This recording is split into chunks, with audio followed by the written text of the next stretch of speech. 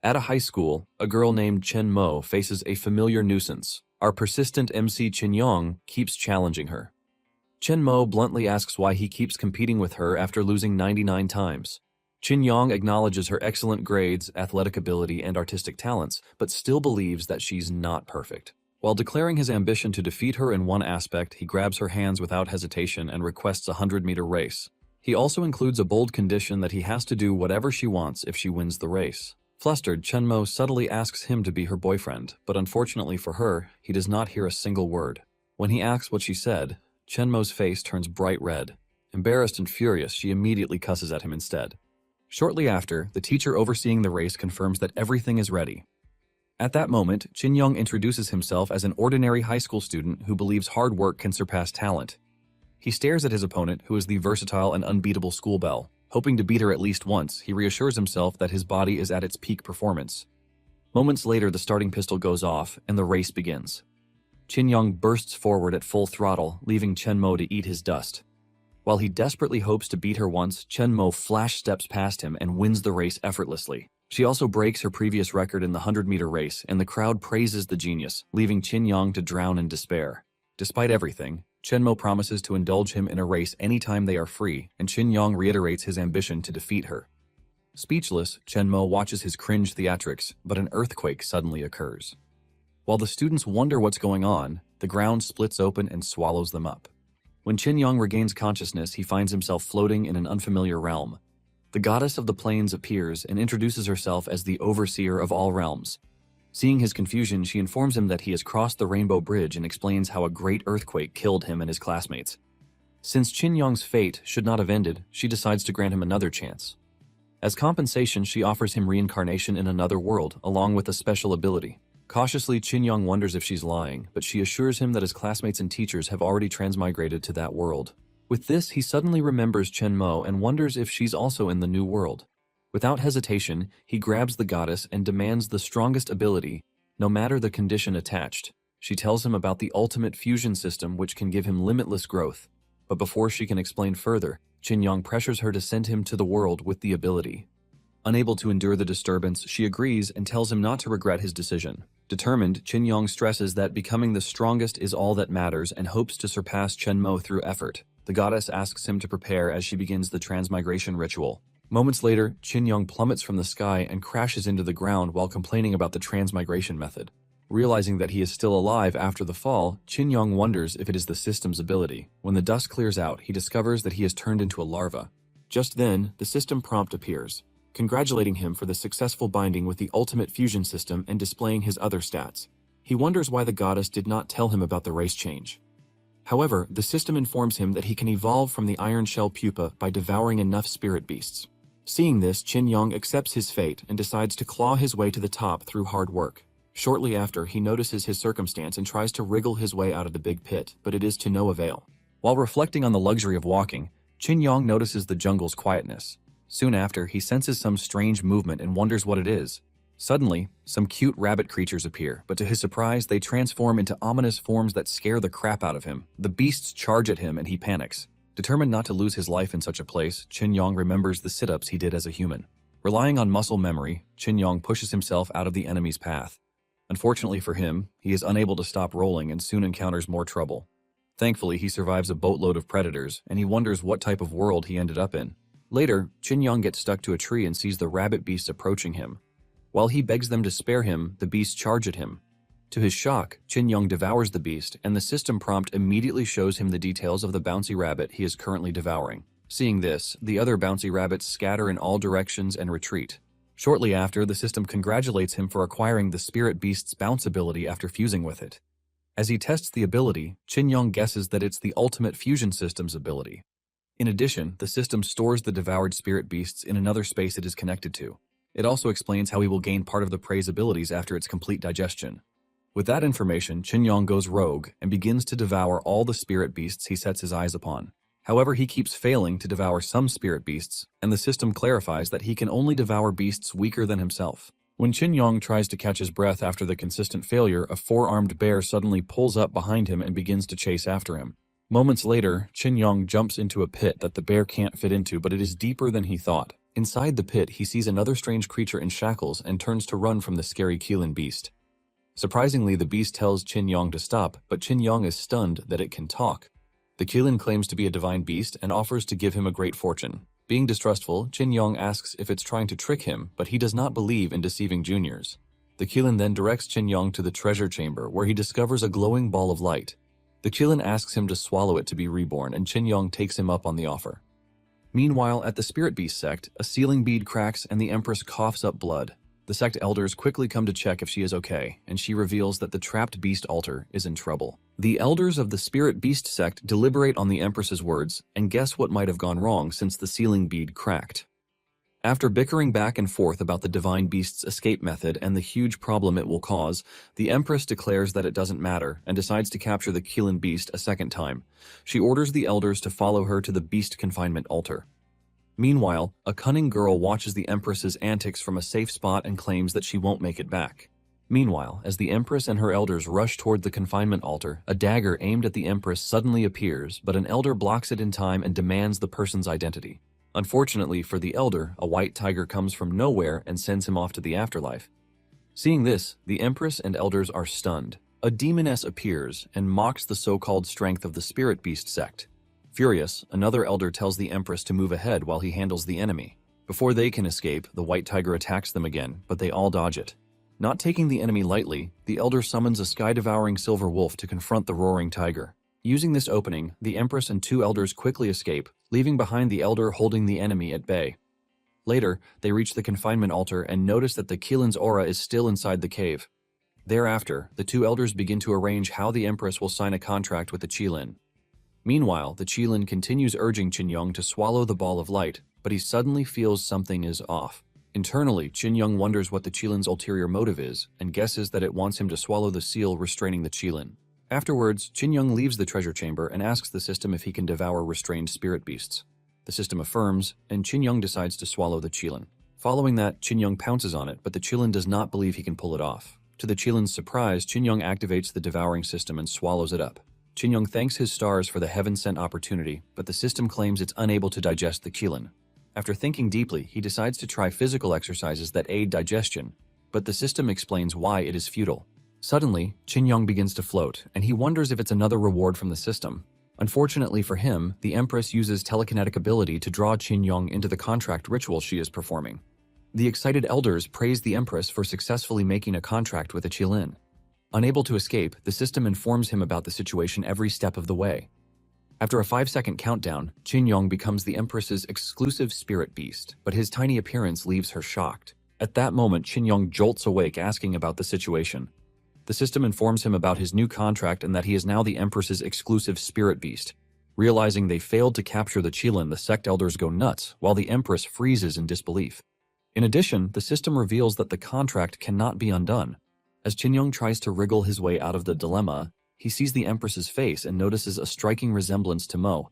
However, the Empress is furious about the disappointing outcome, and from her demeanor, Qin Yong realizes that she's not Mo. Just then, the system tells Qin Yong about the successful connection of the spiritual energy circuits, and the Empress immediately coughs up blood. The second elder rushes towards her in concern, but the third elder stops him, explaining how the Empress has become useless because of the trash she made a contract with. After conspiring together, they decide to seek another lord and abandon the Empress. They collect all the spirit treasures the sect had provided to the Empress and flee before the demoness arrives. The Empress watches them leave. Betrayed and weakened, she cusses them under her breath and coughs up more blood. Realizing that she has lots of enemies, Qin Yong decides to slip away, but the system immediately informs him about the perks of the contract. Presumably, spirit masters can summon their beasts anytime without restrictions, and spirit beasts' lives end once their masters cross the Rainbow Bridge. Looking through these hints, Qin Yong wonders what he has to do to break free from her. Before he can think further, the white tiger from earlier appears after ending the elders' lives in gruesome ways, before they can escape. Witnessing this, Qin Yong acknowledges the strength of the white tiger. Soon after, the demoness arrives at the cave. As she approaches the injured Empress, she narrates how her sect has been bullying others for years. She then reveals her plan to become the Alliance leader once she takes out the Empress and all other competition. Out of nowhere, Qin Yong warns the demoness not to step on him, and she curiously picks him up because he talks. She notices the contract mark on Qin Yong, mocks the Empress because she promised to get a Keelan, and concludes that it is the reason the elders bailed on her. Despite her injury, the Empress decides to take her on, confident that she does not need a spirit beast to do so.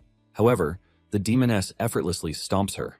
Remembering that he is done for if the Empress ends there, Qin Yong jumps in to protect the Empress, but it is futile. Moments later, the demoness does not feel the Empress's aura anymore and concludes that she is gone to meet the Maker. Thereafter, she orders the white tiger to devour her remains for cultivation benefits. While Qin Yong cusses his uselessness under his breath, he notices a strange light and wonders what it is. He notices a soul form that resembles Mo and immediately recalls the words of the God of Plains. Since his teachers and classmates also crossed into that world, Qin Yong wonders if that is Mo's soul. The soul enters the Empress's body, and he guesses that the reincarnation is complete. Before Qin Yong can stop the white tiger, it lunges to eat the Empress's remains, but from nowhere, she forcefully shuts its mouth and sends it flying. The beast crashes into the ground, leaving the demoness speechless. That familiar strength and overwhelming force convinced Qin Yong that the Empress is now Mo.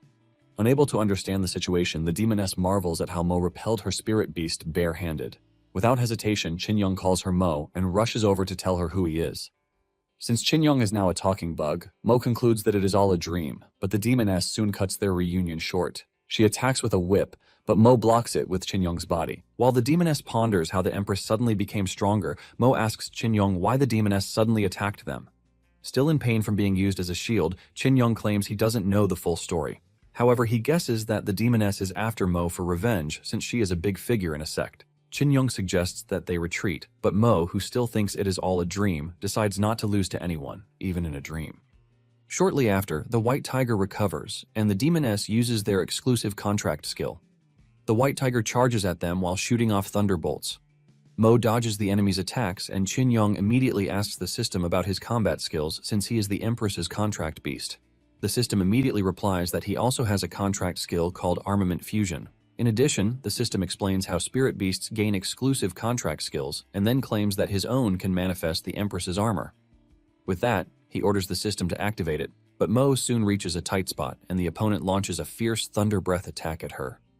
The attack connects and an explosion ensues.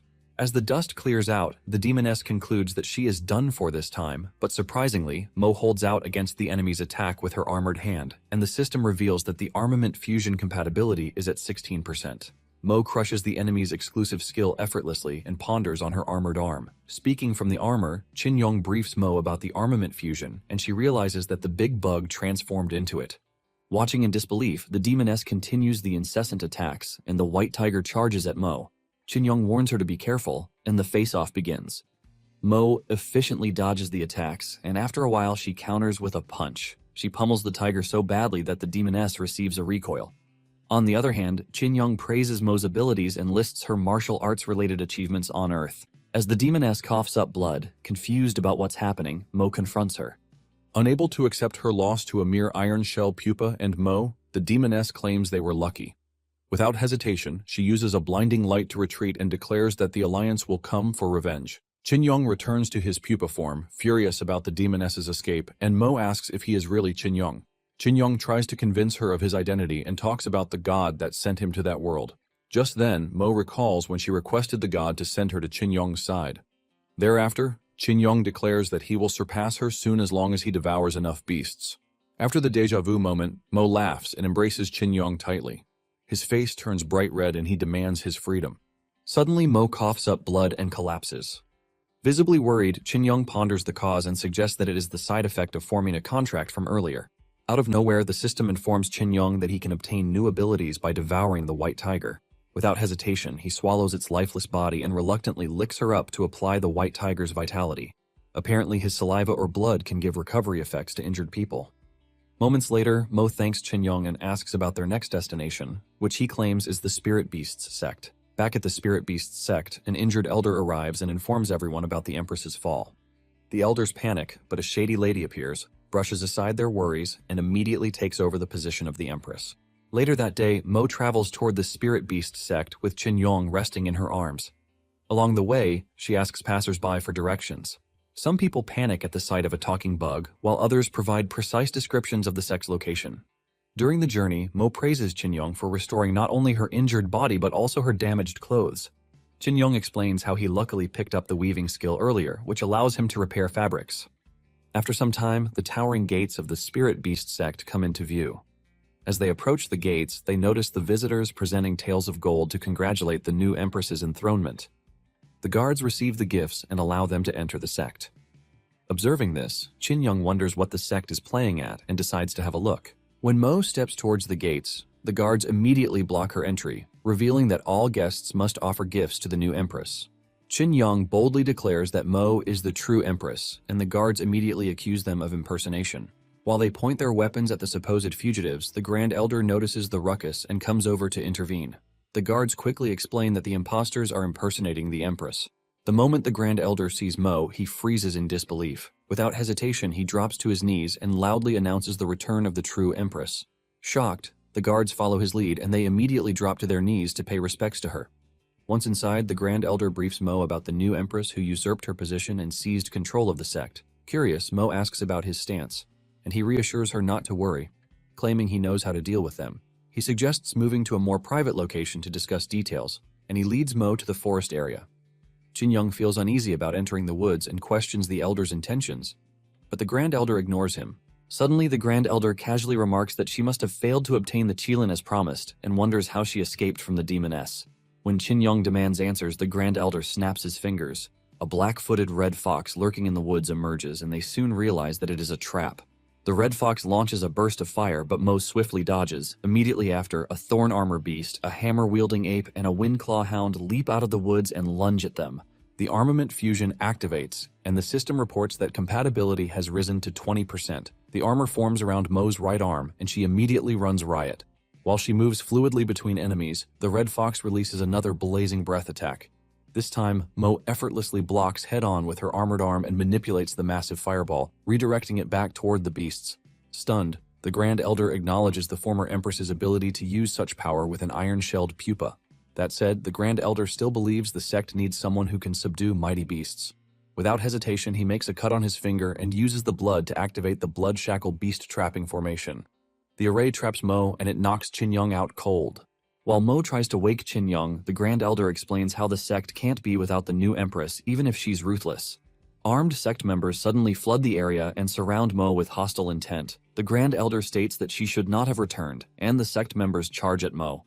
With no weapon available, Mo silently apologizes to Chin Young in her heart before gripping him firmly and using him as an improvised weapon. She swings him around and takes out the enemies efficiently.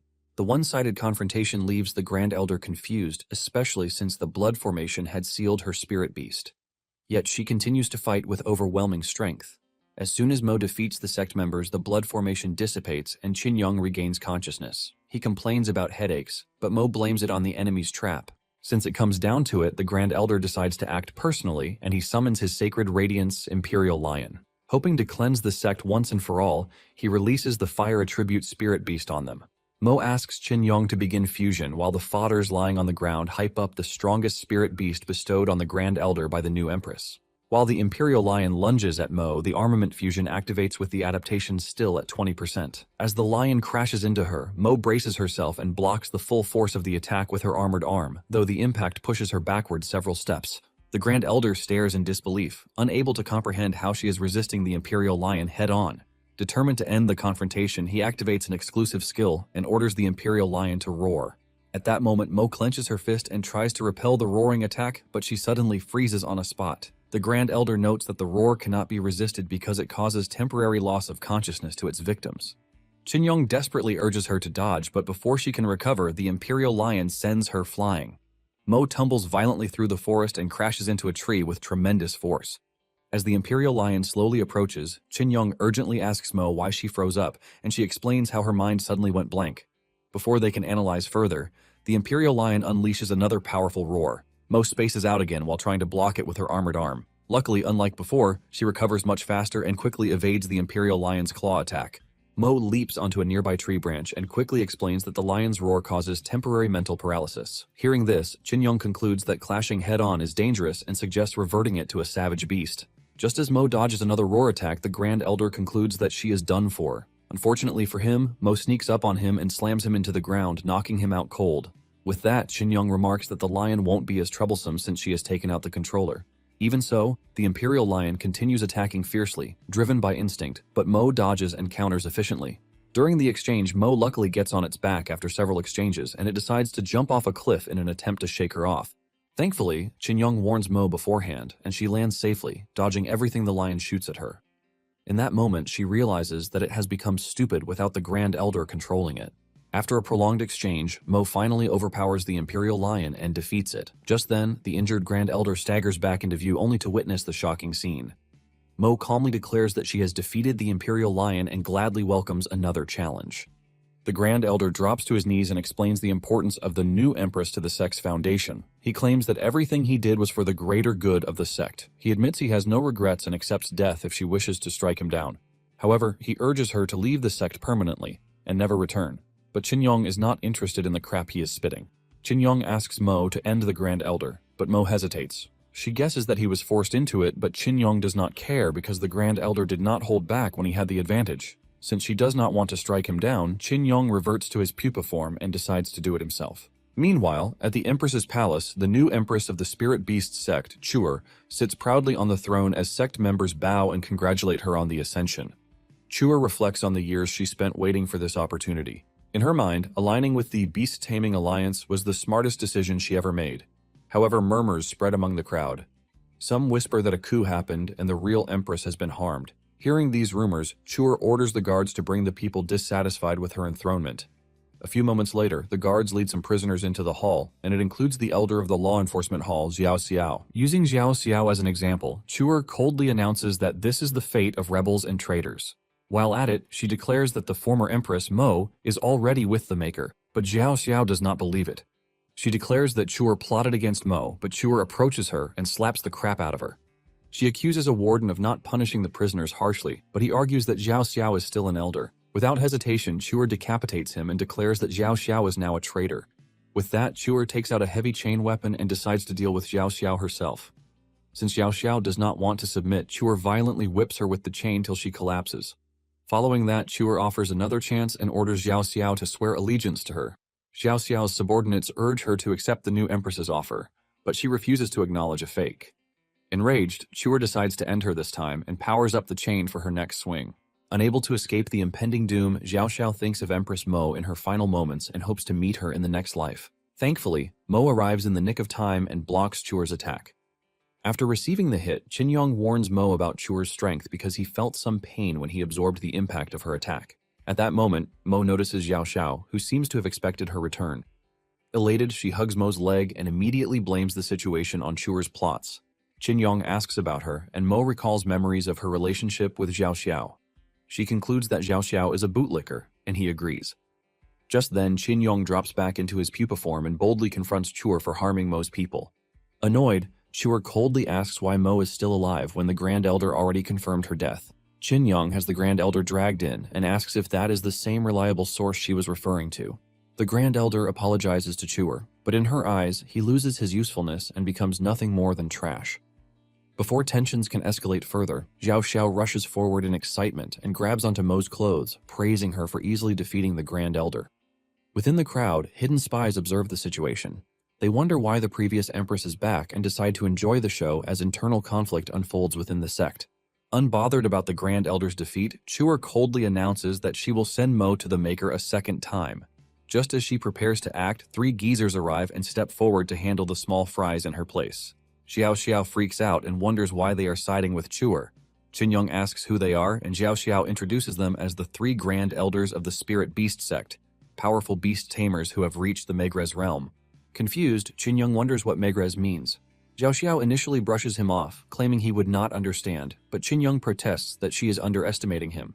She briefly explains the ranking system of beast tamers and lectures him on the 9 ranks for beast tamers. She lists them out from the highest to lowest and adds that these major realms are subdivided into 9 stages. Presumably, the higher the rank, the stronger the spirit beast they can form contracts with.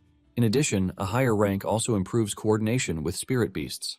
Chin-young asks about Mo's realm, and Xiao Xiao reveals that she was once in the 8th stage of the Fekta realm. She explains how Mo sacrificed her divine beast in the past when she was ambushed and claims that her realm probably dropped further after she contracted a useless beast like him. Chin-young fumes at the remark, but before he can respond, the 3 Grand Elders interrupt their chit-chat and order them to prepare for the afterlife. They confidently announce that their realms now surpass hers, especially since she lost some cultivation in the past. After their declarations, they summon their divine beasts, which include the bristle horse, giant horned deer, and double-headed snake. Without hesitation, they command them to attack, and the divine beasts lunge at Mo. She dodges, but the collision of their attack sends shockwaves through the courtyard, kicking up some dust and debris. Nearby sect members scramble to escape the area to avoid being caught in the crossfire. Despite the pressure, Mo remains calm, and Qingyang activates armament fusion at her request. Before she assesses the situation, Renyi orders his giant horned deer to charge at her, and it instantly obeys.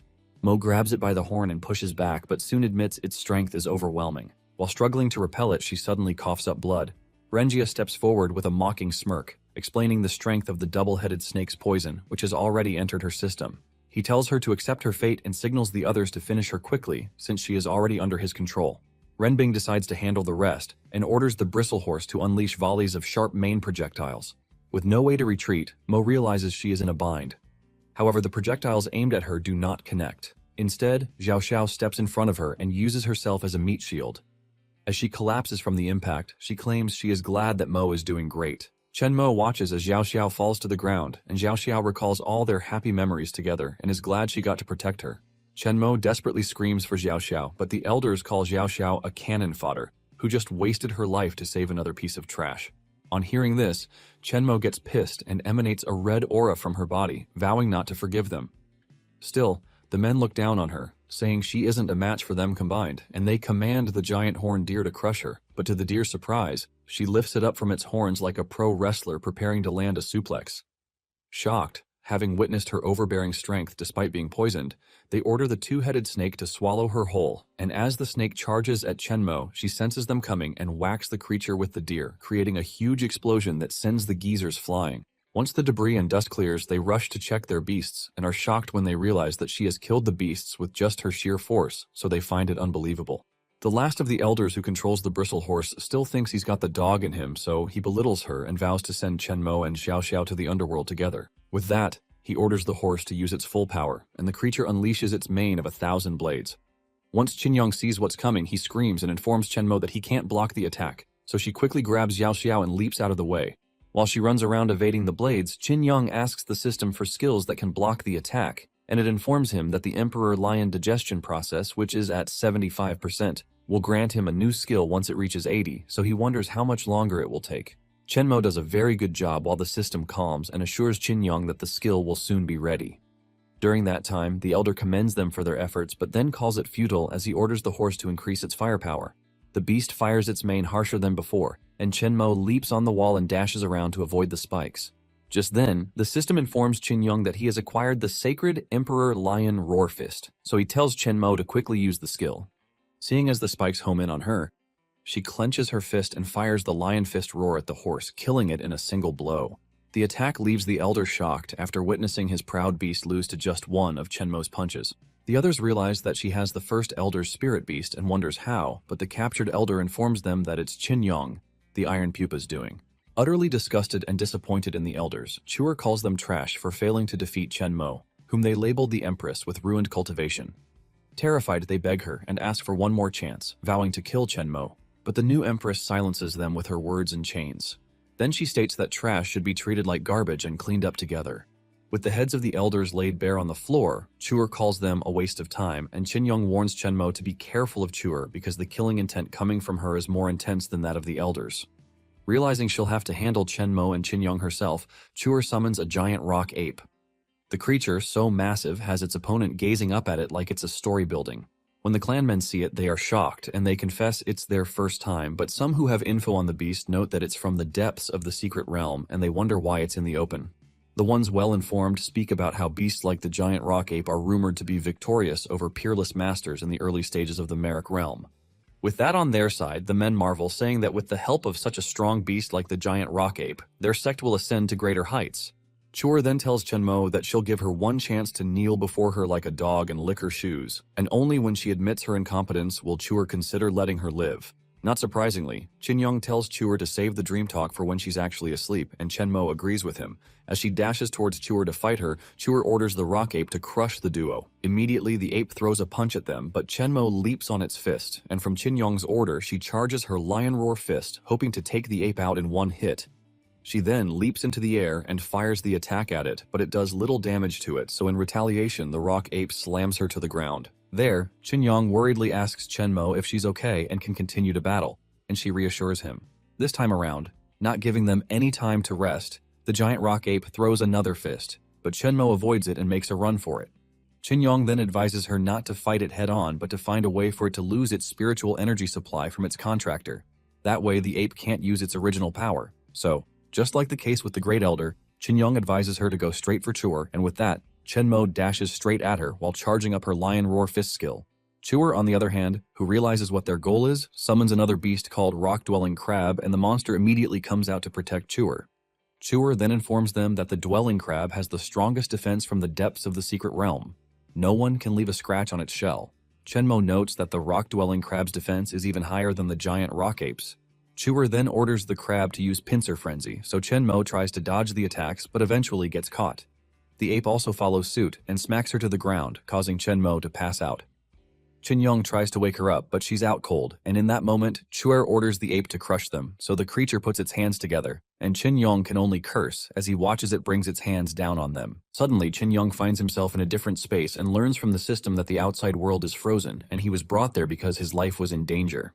Because of this, the system grants him two choices. He either temporarily transfers all of Qilin's power to Chenmo, and he'll turn into a full body armor, whereby losing his independence, or he prematurely activates combat mode, which has 50% of Qilin's ability, and Qinyong gets to retain his independence. Remembering that Chenmo is unconscious, Qinyong, who never wanted to rely on her, whom he still vows to surpass, picks the second option. The system acknowledges his choice and then grants him a bonus activity, which allows him to devour Chris-tiered. His body then evolves, and in that moment, time resumes. So the giant rock ape's fist slams down on them, or so it thought. To its surprise, its fist is lifted, and Qinyong yells at it not to think it can finish them off so easily. Qinyong, who has now partially evolved to a dragon, surprises Chuer, who expected the ape to have dealt with them. The other members of the sect are shocked when they see the transformation, and they wonder how that's possible since ancient dragons vanished long ago from their world. Refusing to acknowledge Qinyong's strength, Chuer says he only took the dragon's form, but he's still trash. She then orders the ape to use a giant rock punch, and the ape does as told. But just when the fist nearly strikes Qinyong, Qinyong leaps at it and whacks the ape with its tail, forcing it to fall back and crash. The giant rock ape then tries to get up, but Qinyong isn't having any of that, so he leaps at it and bonks it on the head, causing it to collapse. Utterly shocked, Chuer wonders how it's possible, but then Chenmo takes a look at her and says she's up next. With her life threatened, Chuer orders the rock-dwelling crab to stop Qinyong, so the crab charges at him, but Qinyong, who's very confident in his abilities, states that the crab is just slightly harder, so he charges up the lion fist roar and tells Chuer to watch him break it. In one shot, he strikes the crab and it explodes into pieces. Only then does Chuer realize how dangerous Qinyong is for demolishing her ultimate form of defense. Qinyong then walks to her to settle scores, but she pulls out her trump card, which is telling him not to kill her, else he'll be targeted by the people from the Beast Taming Alliance and they'll hunt him down no matter where he hides. Curious, Qinyong asks her what she's talking about and who the Beast Taming Alliance is, but as she tries to elaborate on the matter, a voice orders her to shut her mouth, saying she has said too much. An invisible hand then reaches for her heart, but Chuer pleads with it, begging that she hasn't revealed anything about them. In that instant, the voice orders her to die there, and its hand squashes her heart. Immediately, Chuer pukes blood and falls to the ground, dead. Shocked, Qinyong calls for her, and he wonders if she's gone, and this scares her sect members, not just because of her demise, but the Beast Taming Alliance Chuer mentioned, because they know it as an organization that goes around destroying things under the banner of beast liberation. Just from their murmurs, Qinyong learns little about the beast organization, and even the rest elder notes that the matter has gotten complicated. Elsewhere, a man named Chulang walks off, saying that relying on someone like Chuer wouldn't work, which is why if they want to liberate the spirits in the region, then he's the one who'll have to do it. Chenmo wakes up shortly afterwards and is surprised to see Qinyong's new transformation, so he informs her that he has gained a new ability. Xiao also wakes up, surprised she isn't dead, and wonders why she's sticky. She realizes that her wounds are all gone, and once she spots Chenmo, she watches the entire sect bow to Chenmo and welcome her back to the throne. Qinyong is amazed after watching them kneel before him, but Xiao rushes over and clings to Chenmo like always. As Chenmo tells her to let go, Qinyong is glad that they have a place to stay. Suddenly, everyone hears a scream coming from outside, so Qinyong carries Chenmo and goes outside with Xiao to check what's happening. To their surprise, they see that all the guards stationed outside are dead. Suddenly, a beast descends from the sky, but Chenmo warns Qin about it just in time, and thanks to that, they evade the spirit beast's attack just in time. Qin looks up, wondering what kind of monster attacked them, but then Chulang shows up and applauds his reaction before stating that it's expected since every member of the 6 fearsome beasts is at least the metal realm or higher. Upon hearing him, Qin realizes that Chulang was the one behind the incident, and Chulang tells him that since Chuer made a deal with their alliance leader, but after gaining power, she failed to take down the spirit beast sect for them. Not only that, but she also blabbered about their existence, so it was only natural for death to come her way.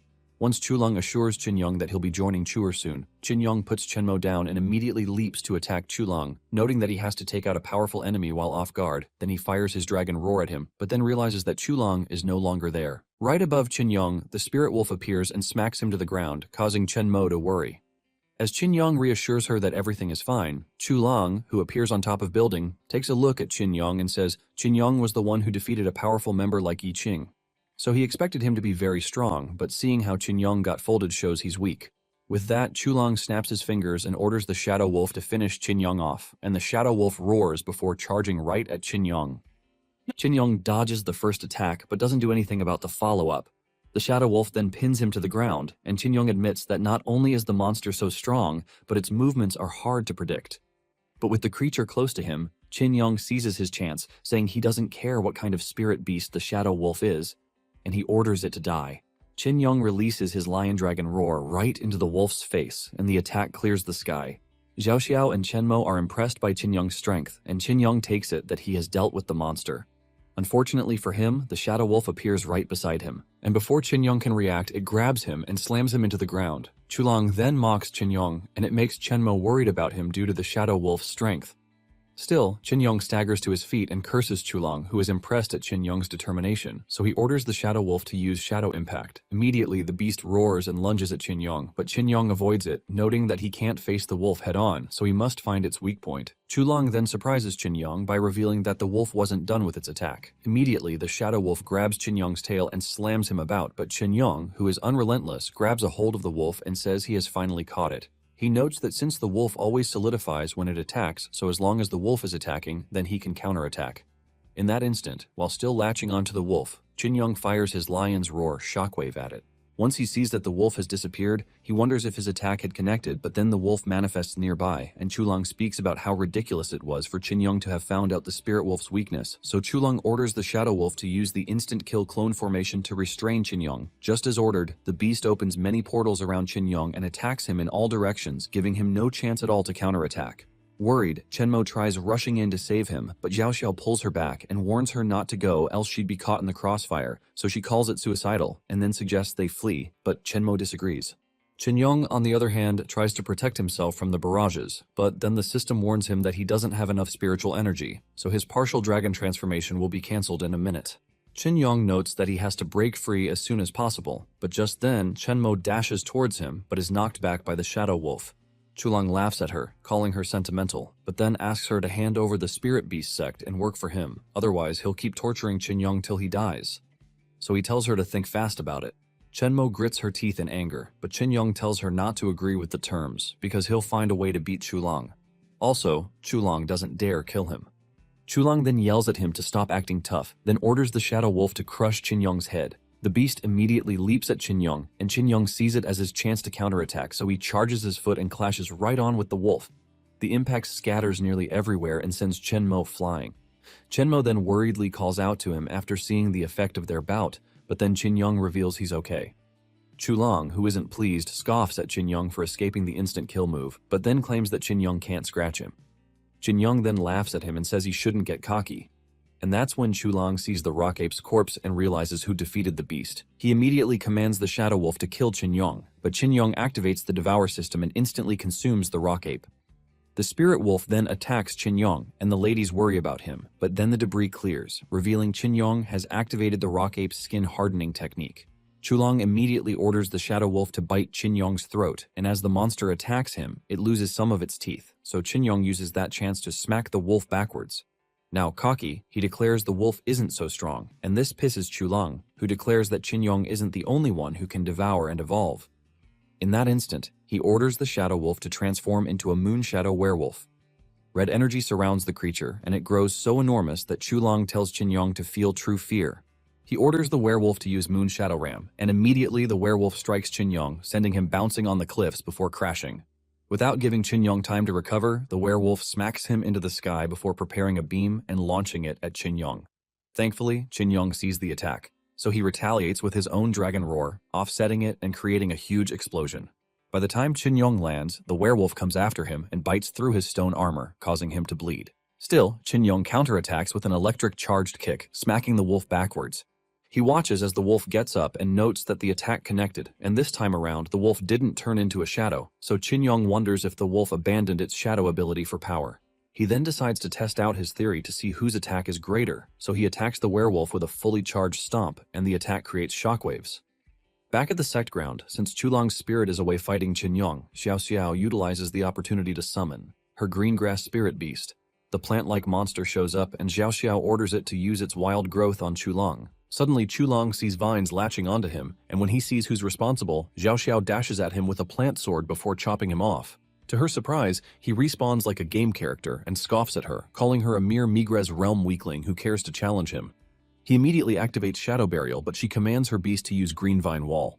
Vines instantly sprout up and counter the shadow attacks, so she follows up by ordering her beast to use Green Vine Skynet. As the monster entraps Chulong with vines, Xiao tells Chen Mo to hurry up and join Qinyong, since the farther a beast spirit is from its master, the weaker it becomes. Xiao then pleads with Chen Mo to take care of Chulong's beast while she holds him back. Chen Mo then dashes off towards the monsters fighting, but Chulong asks Xiao if she thinks he'd let her get away. He summons his sword and strikes Xiao, but she parries his attack before saying that while Chen Mo takes care of his beast, she'll ensure he stays with her and keeps him company. Chulong feels insulted for a mere Migrez realm weakling to think she can sacrifice herself to stop him, so he tells her she's underestimating him and vows to let her experience the absolute insurmountable gap between her Migrez realm and his Merrick realm. Meanwhile, the two beasts evenly trade blows, and at one point the werewolf tries striking Qinyong, but Qinyong appears right behind it with a dragon's flame shockwave, knocking the werewolf backwards. But as the werewolf tanks the attack, Qinyong leaps at it like a cannon bolt and smacks it with his tail. Despite receiving the hit, the werewolf counterattacks with a strong kick that sends Qinyong flying several meters away. As Qinyong struggles to catch his breath, he wonders why his power has weakened so much, so the system tells him that a contracted spirit beast grows weaker the farther it is from its contractor. Shocked to hear such news, Qinyong yells at the system for not telling him sooner, but it responds, saying Qinyong didn't ask. While Qinyong vents his frustration, Chen Mo tries calling out to him and he hears her voice in his head. She tells him that Chulong is being held up by Xiao while she's on her way to him, and immediately she gets there, they'll take out the werewolf in one go. Qinyong sees that the beast is ready to fight, and he tells Chen Mo not to show up yet. She wonders why, but then she tells him that she's already there. In that instant, the werewolf vanishes from Qinyong's view and lunges itself straight at Chen Mo. It crashes so hard that it causes an explosion, but when the debris clears, it sees that Qinyong had shown up and taken the attack straight to the chest. Qinyong grabs the werewolf by the hand before using his tail to whack it off balance, sending it crashing into the valley. The piercing attack Qinyong took earlier to save Chen Mo causes him to bleed, so he falls to the ground, and the system warns him that he is in danger of dying due to suffering from excessive blood loss. Worried, Chen Mo frantically moves around, wondering what she can do to save him, and just then, the system informs her that it senses a strong desire from her, so it activates her exclusive skill. A message then pops up with a choice for her to activate the soul contract. Barely conscious, Qinyong hears her mention the soul contract and then recalls getting a special skill when he transmigrated to this world. Immediately, Chen Mo accepts the offer, saying she'll do anything to save Qinyong, and once the system confirms her choice, it activates her new ability. In that instant, a powerful energy erupts from her and fuses into him. Qinyong is brimming with power, and Chen Mo tells him that she has used the soul contract to fuse with him, boosting his abilities by more than double, but it'll last for 30 seconds, so he should end the fight within 30 seconds. Qinyong says that with this current power, 30 seconds is more than enough for him to win. The werewolf then fires its Moon Shadow destruction cannon at Qinyong, but Qinyong says it's useless because none of its moves will work on him now. He deflects the cannon and the werewolf immediately makes clones of itself and charges right at Qinyong. Qinyong reads its move, saying it's too slow, and then pounces on the original werewolf, saying he can see which one is the real one at a glance. He pins it to the ground and says a Merrick Realm Spirit Beast isn't all that great. Qinyong creates a very huge attack and then fires the Crimson Lotus Breath, which disintegrates the Shadow Beast into nothingness. Seeing that there are no remains, Qinyong says there's nothing for him to devour. The time of the soul contract duration ends, and Qinyong and Chenmo return to their normal forms. Qinyong then tells Chenmo that it's time for them to go back and beat the heck out of Chulang, and Chenmo agrees. Outside the beast sect, Xiao Xiao holds off Chulang, and she curses at his overbearing strength for still being so strong despite expending so much energy. He fires Shadow Burial, a multi-type attack that flies straight at Xiao Xiao, but she summons vine walls to block the attacks. She then creates sunflowers and rains down beams of light at him, but Chulang evades the rays. While he avoids the attacks, Xiao Xiao summons vines to crush him, but Chulang cuts through them like pickles and tells her it's no use. He then leaps at her and activates the Shadow Devouring Wave. Sensing the strong attack, Xiao Xiao creates multiple green vine walls to block it, but then the attack cuts through the walls, and she realizes a bit too late that she can't stop it. She gets struck by it and survives, and this pisses Chulang off for not killing her in one hit. Suddenly he senses a different aura and realizes that the Moon Shadow Werewolf has been defeated, so he plans to head over to Qinyong and Chenmo to kill them while they are off guard. There, Xiao Xiao recalls how Chenmo looked for her when they were little and found her sobbing at the foot of a pond. Back then, Xiao Xiao had run off in the middle of her training. So Chenmo worriedly looked for her, and having found her, Xiao Xiao self-loathed and yelled at Chenmo to leave her alone because she couldn't beat anyone. Chenmo then asked her why she always wanted to compete with others in terms of strength. But after learning that Xiao Xiao believed strength was everything and it was the only way to match her high cultivation level, Chenmo advised her that her observation skills were the strongest anyone had ever seen. Chenmo encouraged her, saying that if Xiao Xiao used her observation skills well, then she could even find a way to deal with people who are 1 or 2 tiers higher than her, and all she had to do was believe in herself and not give up easily. Currently motivated, Xiao Xiao gets on her feet and calls Chulang's attention, ordering him to stop. Surprised that she can still move, he fires the same attack at her again, intending to kill her, but she sidesteps it and dashes towards him. While at it, Xiao Xiao notes that she is certain that from the very beginning, all of Chulang's attacks have been from the shadows. So she orders her beast to use Flower Sea on Chulang, and in that instant the entire floor is covered with flowers, which then emanate a bright light. Surprised by the attack, Chulang wonders if she has seen through his abilities, and she confirms it for him by saying his source of power is from another beast hiding in the shadows, and as long as she cuts off his connection to the shadows, he can't use the immense power. As a last resort, Chulang tries ordering his Shadow Fox to come out, but the bright light traps it, so Xiao Xiao closes the gap between them and slashes him once more. This time around, she says it's over because the attack works, causing his blood to splatter all over her and the beautiful flower garden. Chulang curses after being cut down for losing to someone from a lower tier. He releases his shadow aura, and Xiao Xiao realizes that he's about to escape, so she sends her vines to attack him, and when they do, only a doll is left in Chulang's stead. Surprised, she realizes that Chulang must have substituted himself, and she finally gives in to the fact that it isn't simple to defeat someone from the Merrick realm. With the danger gone, Xiao Xiao collapses. But a short while later, Chenmo and Qinyong get to her and see how badly injured she is. As Qinyong notes that his tongue can't heal her severe injuries in a short time, they hear a voice from behind congratulating them and see a rift in space. From it, the goddess of the plane emerges and tells them that they have now become people who can stand on their own and also gained qualifications to compete for the throne. Although surprised to see her, Qinyong asks her what she means and dumbs it down for him by revealing that they will be participating next in a battle royale.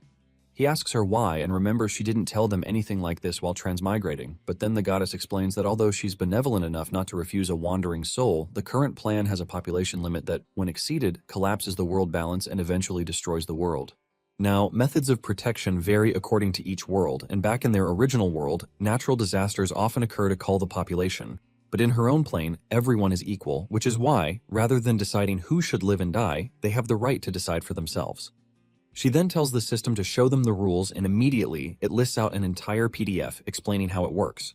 Firstly, all transmigrators will be granted the King Candidate qualification and given 2,000 points. Secondly, the King candidates can form a team with other King or non-King candidates, with the one with the most votes becoming the team leader.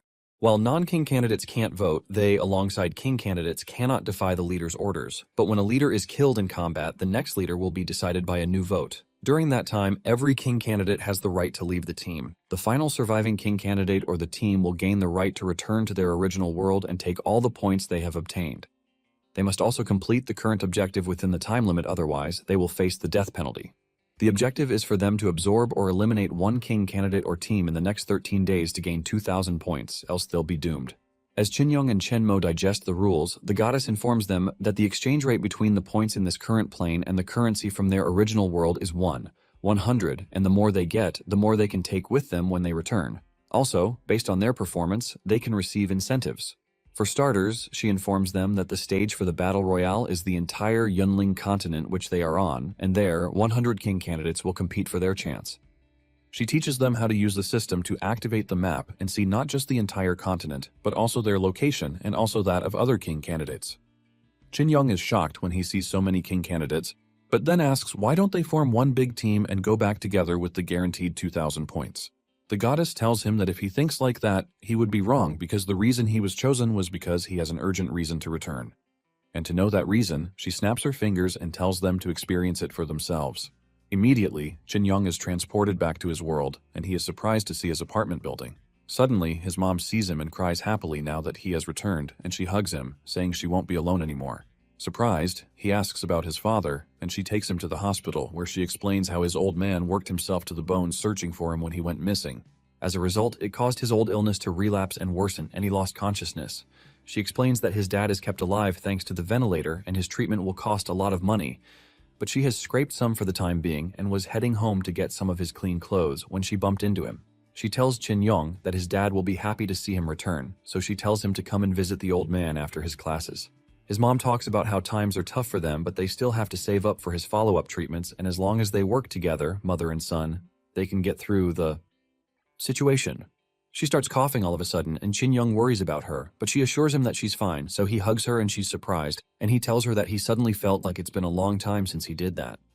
Inwardly, Chin Young notes that even though his mom has bronchitis, she's usually fine because she takes her medicine, but for her to be coughing so badly means she can't afford her medicine anymore. He then remembers the rules of the Battle Royale about how the points for the Battle Royale can be exchanged for money, so he vows to win it and come back with a ton of money. Chenmo, on the other hand, is also at a hospital where she talks to her unconscious mother and narrates how it's thanks to Chin Young that she can communicate with people, despite sucking at it so badly. She mentions her adventure in the other world and Zhao Xiao, her new friend, calling her a weirdo who has a good heart. Chenmo opens up on how, after her dad passed away, she became terrified of seeing anyone she had a connection with leave before her eyes, and that was why she couldn't make friends. Now she sobs, wondering how things turned out this way, and why something so bad had to still happen to her, despite her predicament. Earlier, when the goddess brought her back, Chenmo learned from the doctor that her mother had a stress reaction after she disappeared, and it caused her to enter a vegetative state. On the bright side, her old lady's condition wasn't that bad as long as she cooperated with the follow-up treatment. Also, Chenmo is required to come to the hospital every day to talk to her mom to help her get better, but then the follow-up treatment will cost a lot of money. Chenmo realizes that no matter how much she currently works on Earth, she can't afford the treatment, but participating in and winning the Battle Royale will make such a problem go away. At the same time, when Chenmo and Chin Yong draw the same conclusions, the goddess summons them back to her plane and then asks them if they think of slacking off. They immediately look at each other and vow to be back together to their world by becoming the strongest and seize the throne. Not far from the spirit beast sect in Miwo Song Valley, Gu Yue, the valley's witch, reports to her sect master that they've investigated the situation at the spirit beast sect and confirmed that king candidates have also appeared there. The sect master, Jiang Fan, confirms his theory because of the recent commotion that happened over at the spirit beast sect, so he was certain it had to be other transmigrators. He then orders Gu Yue to take her people and immediately take down the king's candidate at the spirit beast sect.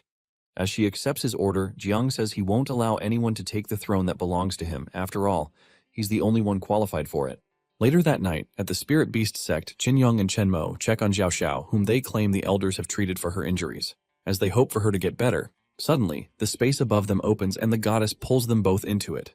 Chin Yong immediately realizes where he's at and looks at his human form, but once he sees Chin Yong standing bare in front of him, he nearly dies from a nosebleed. The goddess praises their spirits for choosing to participate in the Royale, but then she tells them she has some bad news, which is why they were hesitating to register for the tournament. Only one ticket remained. She shows them the ticket and informs them that it means one of them will be left in this plane forever, and they are to decide amongst themselves who will compete in the Battle Royale.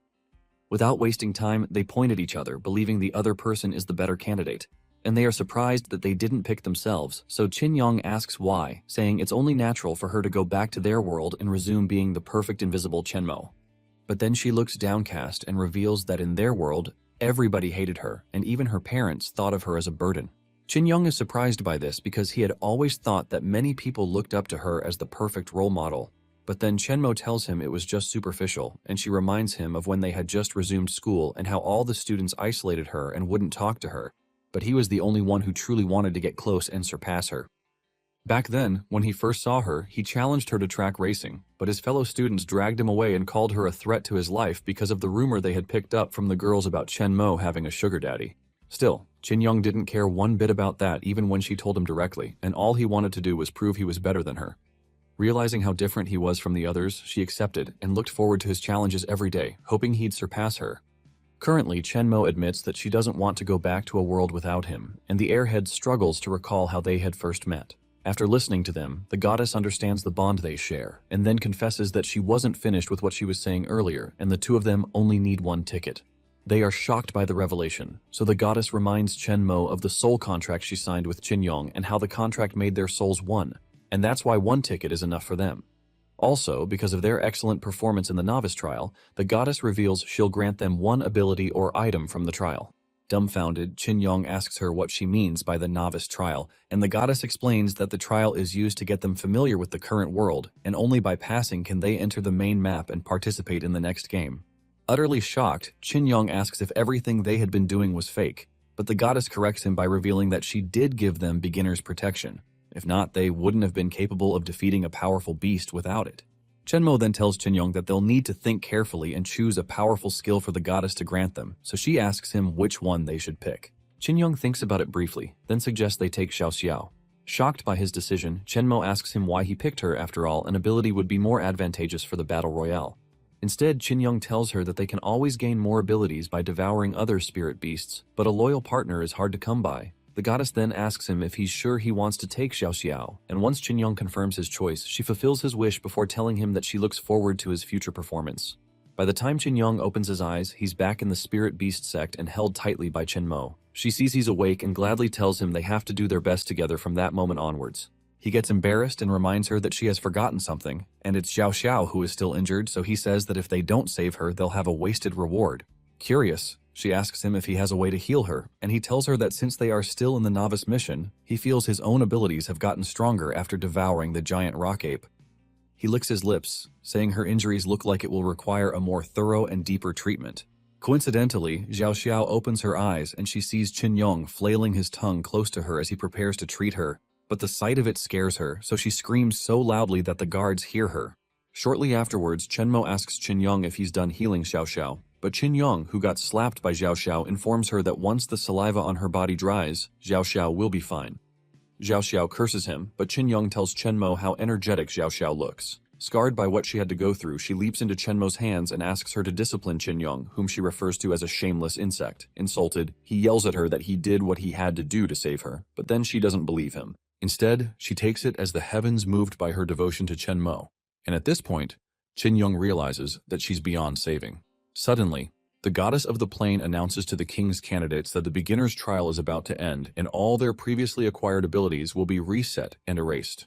Chin Yong and Chen Mo are surprised, and they watch as the king's contention system is loaded completely.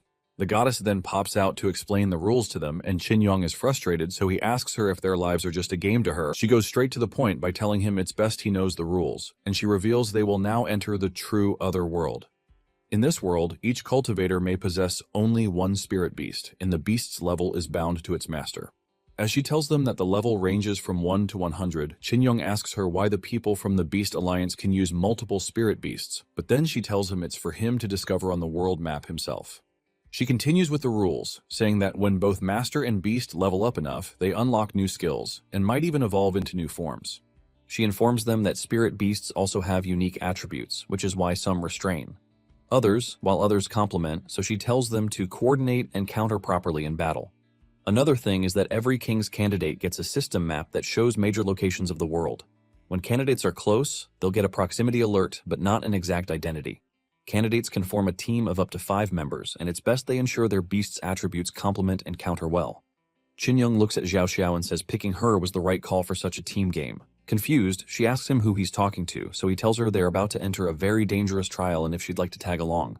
She makes faces at him in response, asking him why she'd like to follow, but when he tells her that Chen Mo wants her to join them, Xiao Xiao immediately changes stance in support. The goddess then informs them that to prevent the players from slacking off, the world map boundary will continuously shrink, and anyone outside it will be attacked by endless beast hordes. Shocked, Qinyong and Chen-mo check the map to see how far they are from the boundary, and to their surprise, they realize that they are outside the boundary's circle, which means they can get attacked by monsters at any moment. After discovering that they are in trouble, Chen-mo grabs Qinyong and Xiao Xiao, who complain due to having no time to dress up. Within minutes, the trio storms out of the sect and they run into the Great Elder alongside the sect men who wonder where they are headed. The Great Elder, who realizes that they are about to leave, tries persuading Chen-mo to stay behind and lead them, but she throws him the sect master's ring of the Spirit Beast sect, and Qinyong informs them that he'll be traveling with Chen-mo, which is why from that moment onwards, the Great Elder shall be their next sect master. Shocked, the old man disagrees and insists that Chen-mo is the only one who can bring their sect to glory. As they plead with Chen-mo not to leave them, the king's candidates are informed that the battle royal has begun, hence all their candidates' levels are reset to 1. Then, from the map, they learn that an unidentified beast tide is approaching, so Qinyong yells at the sect members to obey his final order, and as they run off, Chen-mo tells them they have urgent business to deal with, so they should continue the coronation for the new emperor. As much as the Great Elder calls for them to wait, the trio leaves them to eat their dust. As they head towards the barrier, Xiao Xiao asks why they are leaving in such a hurry, so Chen-mo explains to her that there's a beast tide coming. As she wonders if the beast tide nearby won't attack the Spirit Beast sect, the system informs them that beast tides only target king's candidates participating in the war, and once Qinyong learns of this, he praises the goddess's culling game. Chen-mo then asks Qinyong how far away they are from the beast tide, and when he checks the map, he learns they are less than 300 meters away. They continue running and are worried, but then Qinyong sees the monster is catching up to them, and within a few seconds, the beast tide overlaps with them. At that point, they stop and check their environment, but do not see any monster around, so Xiao Xiao asks Qinyong if he made a mistake, and he hopes he did. Suddenly a rabbit appears, so Xiao Xiao walks towards it and laughs, saying they are afraid of the bunny. Qinyong, who has had his fair share of the monster, yells at Xiao Xiao not to approach the rabbit, but to run. She looks at him as if he's tripping and calls Qinyong a coward for being terrified of it, but he informs her that the bunny isn't ordinary, but a bouncy rabbit. Immediately, the bouncy rabbit, which is many levels above them, opens its monstrous mouth and nearly devours Xiao Xiao. She immediately bolts for it and joins the others who are being chased by the rabbit. While at it, Qinyong insults her for not knowing how dangerous the bouncy rabbit is, despite all her time in the Spirit Beast sect. As a rebuttal, Xiao Xiao says she has been training in the sect since childhood, and it isn't her fault she doesn't know about the weird beasts from outside. Just then, the bouncy rabbit king spits out lots of mini rabbits who chase after the trio, so Qinyong leaps off Chen-mo and says it's time for him to step in. He inhales and prepares to fire the sacred Emperor Lion Roar, but to his surprise he burps, and that's when he remembers that his skills have been reset, and in such a state, even the weakest bouncy rabbit can devour him. Within seconds, the mini rabbits pounce on him and start chewing him. Luckily, Chen-mo rushes in and swats them off like flies to protect her beloved Qinyong. After getting rescued, Qinyong asks the system to know the skills they can use, and after examining his profile, he learns that they can still fuse, so he tells Chen-mo to fuse with him and defeat the bunnies. She immediately activates the skill and starts squashing the bunnies, but due to their overwhelming size, the duo nearly gets jumped, but thanks to Xiao Xiao, who activates her Spirit Beast's plant skill, a plant wall erupts, blocking the rabbits from munching on them. Qinyong then thanks her for saving him, but she says she only did it for Chen-mo. They observe the plant walls, and seeing as the rabbits are munching the vines, they realize it won't hold on much longer. Frustrated, Qinyong notes that they'll die of exhaustion if they don't end things there, which is why they need to finish the bunnies fast. Xiao Xiao, who is worried about their situation, asks how they plan to defeat the bunnies, and Qinyong tells her that they simply need to defeat the king. Just then, the rabbits bite through the walls and start pouring down, but then Chen-mo leaps into their midst and goes further back. As they kill the bunnies charging at them, Qinyong informs Xiao Xiao that he and Chen-mo will attack the Rabbit King, and all Xiao Xiao has to do is open a path with her Spirit Beast's skill. Xiao Xiao gets defensive and yells at Qinyong not to order her about and swears to make him pay if anything happens to Chen-mo. She immediately uses her vines to kill all the bunnies charging at them, and Chen-mo leaps from tree to tree till she lands a dropkick on the Rabbit King. It tries to attack her, but she avoids it and lands a charged fist, sending the Rabbit King crashing into a tree, killing it in one blow. With it dead, Qinyong goes to consume it right away, and after that, he spits out the crown before asking the mini-rabbits if they want to continue fighting. Terrified of his new strength, they scram, and the system raises Chen-mo and Qinyong's level from 1 to 3. But as Qinyong marvels at their achievement, Xiao Xiao rushes back to them and tells them it's not the time to celebrate because they are surrounded by a beast tide. Xiao Xiao exclaims, believing they are cooked, but then Qinyong tells her not to give up, and it surprises her, so she asks him if he has a way. He then tells them to hold on to him, since it's time to test the skill he got from devouring the Rabbit King. Xiao, who isn't sure if he's got what it takes, latches onto him nevertheless, and when she sees the monsters closing in on them, she yells at him to get them out of there, so he compresses his tail and then leaps very high into the sky. Even though they had avoided the monsters, they have a new problem, which is how to survive from the free fall after reaching the maximum height. Xiao worriedly asks Qinyong if they are going to fall to their death, and he tells her he doesn't know. After all, he never intended to jump that far. Scared to death, Xiao summons her spirit beast and orders it to use Flower Sea. The beast immediately grows vines and flowers to cover the entire ground, and they fall into it. Qinyong crashes headfirst into the Flower Sea, and he's glad that he survived, but then Xiao calls out to him to get them out of the new mess they are in. He turns around and sees them tangled in strange positions, and the sight nearly knocks the air out of his lungs. After regaining his senses, Qinyong calls Xiao unbelievable for getting trapped in her own ability, but then she blames him for being the very cause, so she yells at him to get them down. He looks at her like a finished person, then leaps to bite off the vines, tying them up. Within seconds, he sets them free, but Xiao face plants on the ground, so she curses Qinyong, unlike Chenmo, who lands gracefully. Qinyong then asks where they are, and Chenmo confirms they are inside the borders. Suddenly, the entire area inside and outside the map is covered by dense fog. Xiao quickly calls on Chenmo, saying it's best they leave right away, but Qinyong disagrees by informing her that with the forest being so foggy, there are a lot of unknown dangers, so acting rashly is just like asking for death. Still, Xiao tells him it's better that way than waiting to die, but Qinyong shushes her and says he's trying to think of a solution. He then concludes that since they leveled up twice after defeating the Bouncy Rabbit King, they should put all the attribute points they got from leveling up into defense.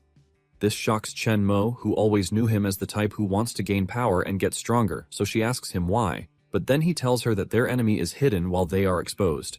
Hence, having a higher defense is the best way to protect themselves and to counterattack. Realizing Qinyong is switching stance to protect her, Chenmo blushes hard while noting that Qinyong is willing to give up a ton of his obsession for her sake. The weirdo, on the other hand, tells the system to put all the attribute points they've gained into defense, and the system increases Qinyong's defense by a lot. Right after, Qinyong spots a figure moving through the trees, and once it leaps at Chenmo, he pushes her away from danger, but he gets struck in the process. Worried, Chenmo and Xiao try to confirm if Qinyong is okay, and he tells them he's fine thanks to his defense, which is the only thing that's strong enough. From the system, Qinyong learns that the monster right ahead is a Grim Reaper mantis of level 15. Realizing how high the mantis's level is, Qinyong warns them to be careful and then thanks his stars for the rabbit attribute he got, because that was why he could react and save Chenmo. Immediately, the mantis dashes straight at Qinyong, but to its surprise, Chenmo sends it flying with a kick because she's pissed at it for hurting Qinyong, so she vows not to forgive it. Despite the mantis being knocked back, it returns to attack them once more, but the duo immediately fuses and clashes with it. The mantis moves very fast, and Qinyong warns Chenmo about its speed, but despite the heads up, she can barely react to it. As she parries the mantis's attacks, she asks Qinyong if they can catch up to it using Extreme Leap, but he tells her no, because he can't precisely control the power and direction of the jump. He then yells at Xiao to stop watching and use her Grass Spirit. She immediately argued with him before proceeding to use her Grass Spirit. Multiple vines immediately sprout from the ground to attack the mantis, and when they almost seize its leg, the mantis vanishes before spreading its wings and flying higher than the range of the vines. Qinyong curses while noting that the mantis seems to look down on them because it can fly. So he makes up his mind and initiates deeper integration. The feature initializes, and Chenmo unlocks leg armor, and in that instant, she leaps at the mantis. While at it, Qinyong declares that although he cannot fly, he can jump. Chenmo moves so fast that she catches up to the mantis in midair and punches a hole through it, even surprising Xiao. The corpse drops, and Xiao praises Chenmo, ignoring Qinyong as usual. Right after that, the system informs them that they have leveled up twice again. Even Xiao's spirit levels up, and she's surprised by the system notification, wondering what it means. Qinyong then realizes that she can see the same interface like the king's candidates, so he takes it that it's because they are in the same group. Despite their victory, Qinyong finds it uneasy because it felt like the mantis was going slower than before, and even though the mantis didn't expect the extreme jump, it still could have avoided the hit. Chenmo agrees with him, but Xiao complains of being lightheaded. She suddenly starts coughing blood, and they are shocked since she didn't overexert herself. Qinyong then takes a look around and concludes the mist is toxic. He sees a lot of birds dropping to the ground and then realizes how potent the mist toxins are and concludes it must have been what affected the mantis. He analyzes the situation and notes that even high-level creatures are affected by the mist, but then Xiao tells him it isn't time to analyze the poison because if they don't detoxify soon, they're all dead. Disappointed, Qinyong calls Xiao slow, and while it pisses her off, he asks her if she hasn't noticed that she has gained a new skill. She immediately checks her system window and is surprised to see a purification skill. Chin Yong then informs her that the skill can easily neutralize the toxic mist around them, and for the first time, Xiao Xiao praises Chin Yong for being observant.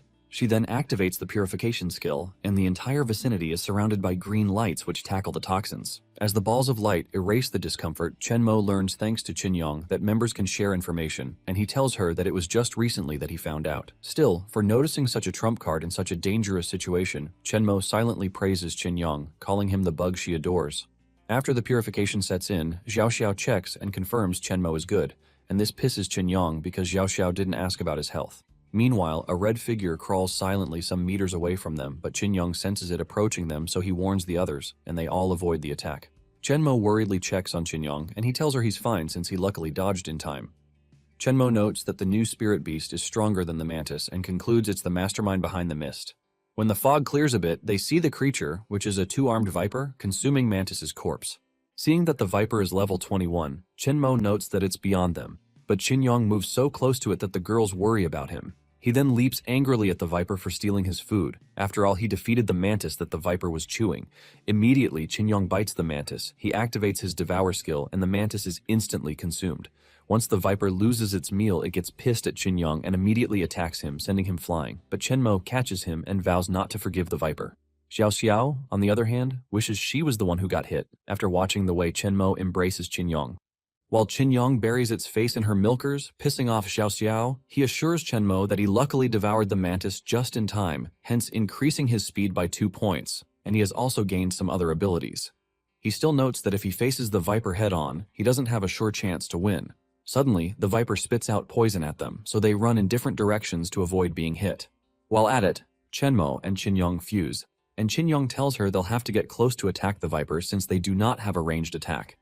As a response, she charges right at the beast, preparing to land a blow, but the viper grabs hold of her, and that's when Chin Yong realizes that it had bluffed them into baiting them to attack. Chen Mo tries to pull her hand free, but it's no use, and just then, the viper opens its mouth to spit out poison directly at her face, but a huge vine smacks its mouth shut, sending it flying backwards. As Xiao Xiao, the source of the vine, yells at the viper not to forget about her, Chen Mo and Chin Yong praise her for saving them, but then Chin Yong, who recalls her level 7 stages ahead of the viper, asks her why she can't defeat it, but she tells him that it's because her spirit beast specializes in control and support. She assures them that she can help with crowd control, and she instantly activates her grass spirit beast to use vine thrust to block the viper. With the plants latching and grabbing the beast, Xiao Xiao signals it's time for the duo to defeat it, so Chen Mo leaps at the viper and Chin Yong says it's the perfect time to test their new ability. Suddenly, he creates a long sword and Chen Mo uses it to cut the viper in half. Once she lands, Xiao Xiao runs to her thinking it's over, and Chen Mo also asks Chin Yong if he wants to devour the beast, but then he tells them that it isn't over because the viper isn't dead yet. Confused, Xiao Xiao asks what Chin Yong means since she's literally seeing a viper's body on the ground. But then he explains that what they are seeing is a snake molt. To the confused goons, Chin Yong explains that when a snake's body grows larger, it sheds its outer skin that restrains it, and the shed skin is called a snake molt. Chen Mo says she didn't expect the viper to use such a method to escape, and Xiao Xiao hopes it won't come back to ambush them. Chin Yong tells her it won't come back, because after shedding, the viper's combat strength will definitely decrease. He calls it the perfect time to hunt the viper, and once Xiao Xiao sees a massive hole right behind them, Chin Yong says the viper dug it to escape through the river. He then licks his lips, saying he'll devour the viper, and in the same minute, he jumps into the hole without fear in the world.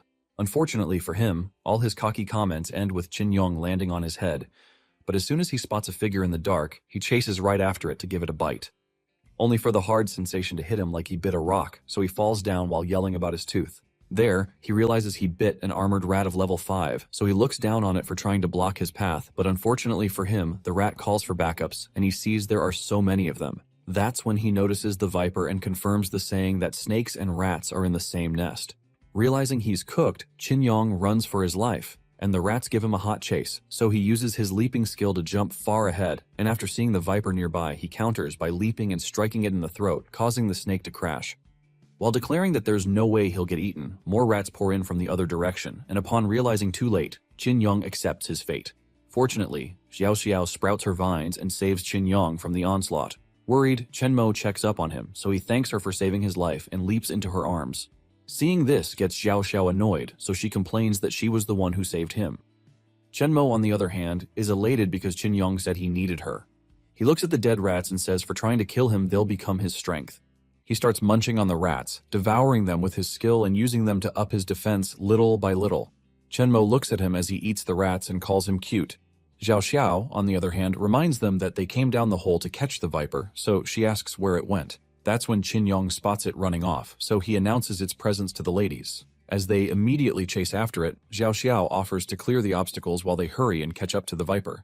They notice a group of pink-eared poison bats trying to block their path, so Xiao Xiao handles them while Qin Yong tells them the snake is still weak and they should catch up to it. Spotting an exit hole, the viper quickly crawls towards it, and the others have a hard time catching up to it. When it gets outside, Xiao Xiao sprouts vines to block its path, and the viper looks back at them, realizing it's trapped. As Qin Yong tells it to surrender so he eats it, the snake prepares to go all out against them, but suddenly Yue leaps into the air, saying she has found the target, then she crashes into the viper with her huge hammer. The shockwave blows Qin Yong away, but Chenmo catches him. Just then, Yue mutters that she has good luck for her team who just left their base and they've already caught up with the two armed viper. The system alerts them that it has detected a king's candidate in the host's vicinity. They are surprised, and they believe Yue is the king's candidate because Yue is the one leading a group of men. Yue then throws her weapon to her men before ordering them to tie up the viper and hand it to their valley master. Upon hearing Qin Yong speak, Yue's interest peaks, so she snatches him with her chain and says it's her first time seeing a talking spirit beast. She then reveals she has decided to take him back as her pet, but he tells her that he doesn't want to be her pet. Qin Yong wonders if Yue has found out that they are the king's candidates, and that's why she was kidnapping him. Qin Yong announces to Chenmo that he'll strike Yue first now that they've been found out, but then Chenmo dashes at Yue while yelling that Qin Yong is hers. She takes a swing, and thanks to Yue dodging it, she gets to keep her head on her shoulders. Yue leaps off the viper's corpse, and Qin Yong orders her to let him go, if she doesn't want to die. Yue notes that getting hit even once from Chenmo would kill her, and she sees Chenmo glaring daggers at her while demanding she hand Qin Yong back to her. While dangling Qin Yong, Yue asks Chenmo if he belongs to her since her name isn't written on it. While she taunts Chenmo, Qin Yong yells at her to let him down. Chenmo leaps at Yue, swinging her fists while demanding for Qin Yong, but Yue refuses to give in, and she gracefully avoids the swings. Unfortunately for her, she falls right into Xiao Xiao's trap. Realizing she's been cornered, Yue asks politely if they'll spare her if she lets go of Qin Yong, and Chenmo assures her, surprising Xiao Xiao with her naivety. Immediately, Yue throws Qin Yong into the air and leaps right after him to catch up with him. They realize a little too late and watch as Yue grabs Qin Yong before holding on to her spirit butterfly beast to make a grand escape. There, she vows not to hand over Qin Yong, calling him her pet, but then he informs her that he has formed a contract with Chenmo, so it's useless for her to capture him. After hearing him out, Yue concludes it's best she takes care of all of them, so she orders her butterfly to release psychedelic poison mist on the ladies. It does as it's told, and they start coughing before realizing the air has been poisoned. Yue makes fun of them, saying that if they had handed Qin Yong to her without a hitch, she wouldn't have resorted to using the mist on them. To her surprise, Chenmo kicks off the ground and latches onto her feet, so she wonders how, since they were poisoned. Xiao Xiao then reveals that her spirit beast has the perfect counter to her poison. Yue quickly calls for backup from her men, and they summon their beasts to attack Xiao Xiao. Yue then kicks Chenmo off. But then, Chenmo fuses with Qin Yong to save her from the fall. Once she sees the other spirit beasts charging at Xiao Xiao, she crashes into them and warns the men not to come any closer or they'll get it from her. Impressed, having witnessed Chenmo and Qin Yong merge, Yue sees it as a valid reason for her not to let Qin Yong go. So she orders her men to summon all the spirit beasts in their arsenal and capture Chenmo's team for her, and, as instructed, the men manifest their beasts, which immediately charge at Chenmo's party. Despite their sheer number, Qin Yong says he doesn't feel they are high level. Also, it's his first time fighting a king candidate, and Yue doesn't feel that strong. Still, Chenmo reminds him that they can't let their guards down, so they take their stance and prepare to fight the beasts. But all of a sudden, a voice yells at them to stop, and when Yue's men look back, they realize it's Jiang, their valley master. Jiang asks them what they are doing, and they immediately kneel to greet him. Chenmo and the others are surprised, and Qin Yong wonders if Jiang is the real king candidate. Yue then drops to the ground and lies to Jiang that Chenmo's team wanted to steal his prey, and they even took the pet she caught. He's surprised, but then hears Qin Yong shoot back at her for lying and tells Jiang what actually happened, but Yue tells him not to listen to them and finish them off. Qin Yong, who isn't afraid, tells them to bring it on. After listening to both sides, Jiang releases a fearsome aura. So Qin Yong warns Chenmo about him, saying Jiang is definitely the king candidate and they should be careful of his next attack. To their surprise, Jiang hits Yue on the head, and when she asks him what she did, he says it's because she lied to him. Jiang then apologizes to them, saying Yue has a flighty personality, He apologizes for her misconduct, and Qin likes him for being too polite. In defense, Yue tells Jiang that the viper delivered itself right to her, but then Jiang disagrees, as he believes Yue must have snatched their prey midway through. He turns to Chenmo's team and tells them that the spirit beast is very useful to him, so he asks them to sell it to him. Qin wonders what he wants to offer, and Jiang asks his men to bring a box for him. He opens it, revealing 100 low-grade spirit beast stones, which he believes are more than enough to buy the snake. He asks them what they think, but the other worlders have no clue what it means, and when they see Xiao overreact, they ask her what the spirit beast stones are. From her, they learn that spirit beast stones are stones rich in spiritual energy that slowly form over many years after a spirit beast dies. And the more powerful the spirit beast, the higher the grade of the stone formed after its death. Qin asks how much one can buy with 100 low-grade spirit beast stones, and she tells him it's enough for an ordinary family to live in for 5 years. Without letting her finish, Qin switches up and accepts the deal, and with that, Jiang tells his men to take the viper. Qin brims with life while thinking about how well they'll get to live, and Xiao is disgusted by his greed. Mo, on the other hand, thinks Qin is cute that way. After Jiang's men take their leave, they notice a poison fog around them, so Qin orders Xiao to use purification, but she tells them she can't use it whenever she wants. Jiang sees they are in a bind, and from their reaction, he tells them that it's their first time in the poison mist forest. They are confused, so he explains that the plants in this forest periodically spray a poisonous mist, and right now the mist is at its thickest. He then offers to lead them out of the forest, and not only are they shocked by his generosity, but Yue also complains to him for being too nice to them. He tells her that the armed viper he got from them is of great use to him, so it's not too much for him to give them a hand. With that, he stretches forth his hand, asking them if they want to leave with him because staying in the poisonous mist for too long will be fatal. They pause and talk among themselves, wondering why he's helping them, and think it's a trap. Xiao then suggests they go with Jiang, and when Mo asks Qin he concludes that it's best they follow Jiang to see what his sect is up to, and that's better than them dying or getting lost in the poisonous forest. They conclude and agree to follow Jiang, so he tells them to follow him, but before leaving, he remembers he hasn't introduced himself, so he tells them he's Jiang Fan, the Valley Master of Miaozong Valley. He also introduces Gu Yue as the valley's saintess, and Qin says it's a pleasure to meet them. With that, they head back to the sect and leave the poisoned forest. By the time they arrive at Miaozong Valley, they see that the place is bubbling and learn from Jiang that they are coincidentally celebrating their once-in-a-decade sect festival. He then tells them he has important matters to attend to, and they are free to stay and check the sect out. After they leave, Xiao tells Mo that she has a gut feeling that something isn't right with Jiang. Qin agrees with her, saying they are in Jiang's turf and they still haven't made a move, so he wonders what Jiang is trying to do. Rather than beat themselves up about it, Qin switches up by saying they should enjoy themselves and he's going to shop till he drops.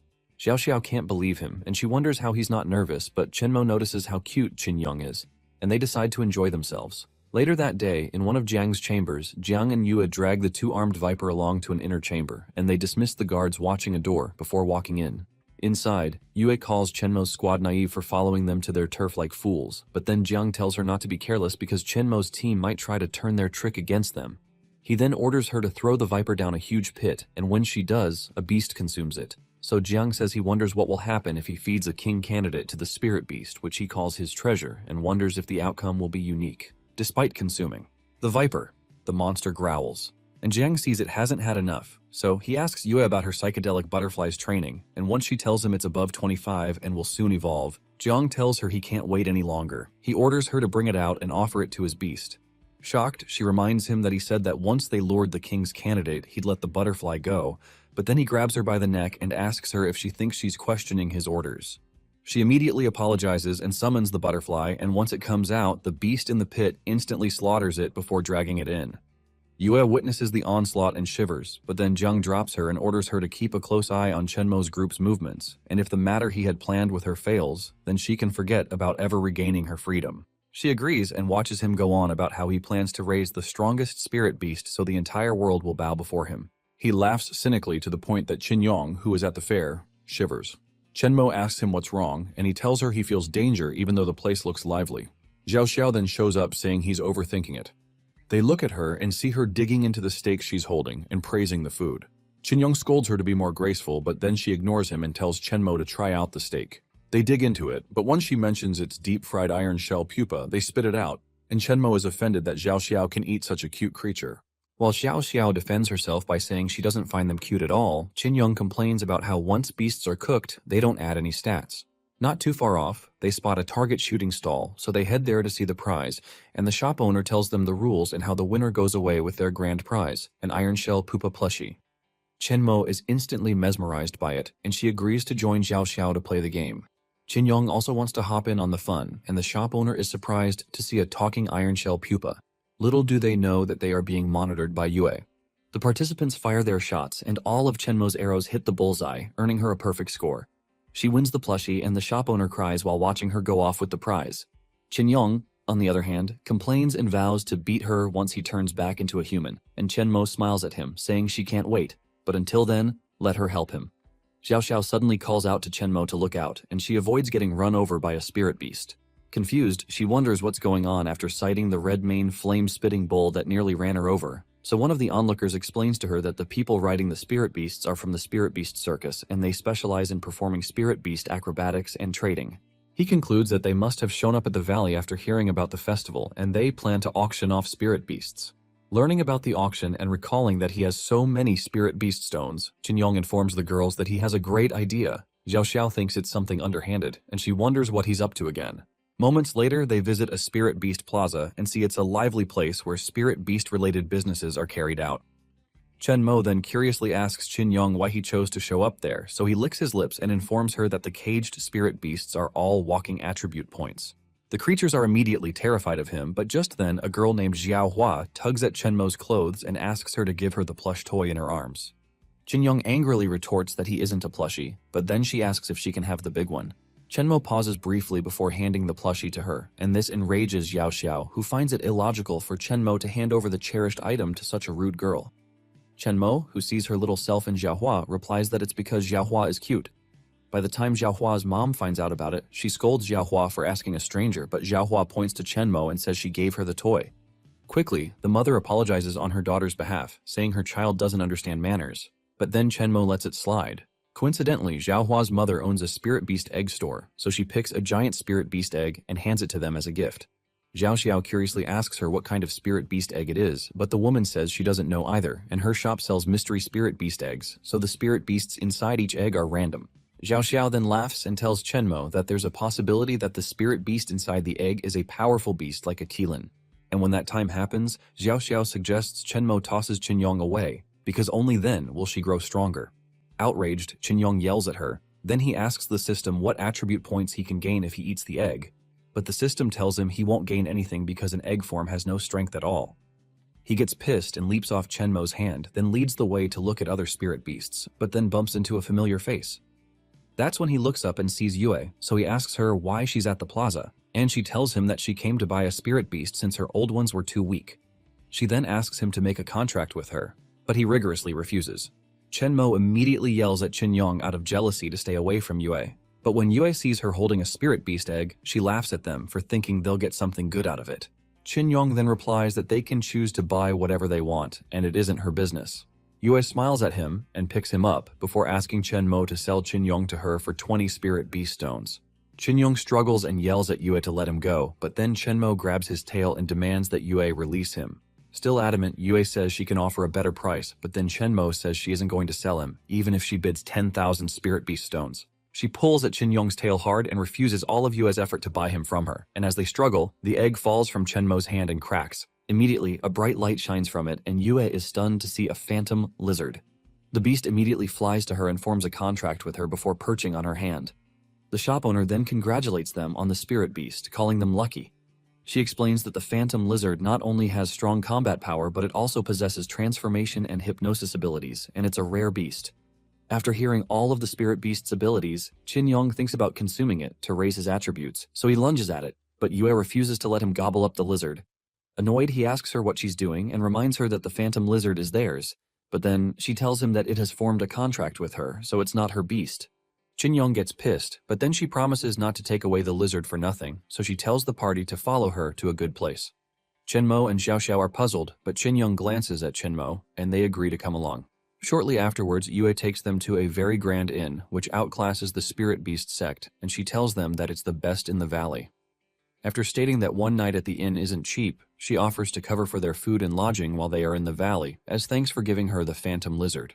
Chin Young furrows his brows and asks her who said they gave it to her and why she was acting so nice to them. Yue then replies that it's because she's a reasonable person. They hear some people discussing how generous the Valley Master was for handing them extra tickets, much more than they could use. Yue feigns ignorance about that, but then Chin Young agrees to enjoy the luxurious hotel, and Xiao Xiao agrees before asking Chen Mo if she'd like to take a soak later together at the hot spring. While the party thinks of unwinding themselves at the hotel, Yue smirks and notes that her plan was successful. A short while later, they are taken to their room, and they love how aesthetically pleasing it is. Chin Young enjoys the comfy bed, but Xiao Xiao insults him and tells him not to dirty the bed. From behind, they hear a knock, and the room service shows up with a full set of clean clothes as well as a variety of fine foods. Upon seeing the clothes and food, they readily accept it, and Chin Young goes straight into stuffing his mouth with the goodies. Immediately after, the attendant returns to Yue and informs her that he has planted an item inside those clothes. Seeing as things are going according to plan, she says it's time for them to close the final steps, which is to close the net. Back in the room, after eating to his full, Chin Young sleeps on the littered floor, and this pisses Xiao Xiao off. But then her eyes spot the hot spring right outside their room, so she tells Chen Mo about it and then suggests they take a bath together. Chen Mo readily agrees, and then Xiao Xiao's imagination runs wild. Minutes later, Chen Mo takes a dip and happily talks about how the temperature is just right. Xiao Xiao, who tries to catch up with Chen Mo, sees Chin Young awake and demands to know why she's taking off her clothes. She calls him filthy and throws him into the hot spring. Chen Mo worriedly goes to pick him up to save him from drowning, and when he regains his senses, he's blessed with her huge factories. A while later, the ladies shout his name several times, and he finally wakes up, only to find himself back in the room. Xiao Xiao then explains that he fainted earlier, and it took them ages to fish him out of the water. She informs him that he had nosebleeds earlier from seeing Chen Mo, but then is disgusted after learning that he doesn't have a polished mind. Chin Young recalls he saw something incredible, and he ends up losing more blood. Later that night, they see fireworks erupting in the night sky, and Xiao Xiao tells Chen Mo to watch with her by the window. As they adore the scenery, Chen Mo asks Chin Young if he recalls a New Year's Eve where they watched fireworks together, and he talks as if he remembers, which makes her glad. Only for him to state how he recalled failing that winter swimming challenge, and he vows to beat her the next time. She accepts he's a lost cause and calls him an idiot. Suddenly, they hear a knock at the door, and when they open it, they see the hotel attendant who tells them that the Miao Valley Festival fireworks show has started and if they'd like to go to the special viewing platform. Xiao Xiao agrees, and everyone choruses the same thing. Minutes later, they stroll through the district and watch the fireworks. Chen Mo and Xiao Xiao notice a lot of people present, and they conclude that the entire Miaozong Valley has gathered there. Xiao Xiao then sees a good spot for them, so they go there, but then Chin Young complains because he cannot see anything, so Chen Mo places him on her head, and he gives her a positive response. This shocks Xiao Xiao, who's jealous of the special treatment Chen Mo gives Chin Young. All of a sudden, he perceives a strange smell and asks the others about it, but upon learning they can't, he concludes it's his imagination. Meanwhile, hired men release strange substances around the block, then they report to Yue that everything is ready. She tells them all they need to do is wait for Jiang's final order. As for Jiang, he stands outside the vicinity, but when he gets the message from Yue that everything is ready, he orders his men that it's time to begin, and that's when they light a huge explosive. As the cannon flies into the air, Chin Young notes how big it is compared to the rest, and Xiao Xiao thinks they want to conclude the event. But Jiang smirks, saying it's the start of the real show. In that instant, the cannon explodes and creates a large red light that nearly blinds every human who looks at it, and as a result they fall to the ground and pass out. Chen Mo and Xiao Xiao aren't exempted, but what's worse is that spirit beast animals are on a rampage. Chin Young notices the problem and wonders what's going on, but then he sees some men chanting voodoo and Yue finalizing it. She activates Blood Goo Grand Formation, and a huge magic circle appears right above the town. Then the magic absorbs energy from the spirit beast right below it, and all the creatures within the magic circle consumes their energy, collapsing. Confused, Chin Young wonders what's going on, but then he charges straight for Yue, dodging the magic circle's attempt to take his energy.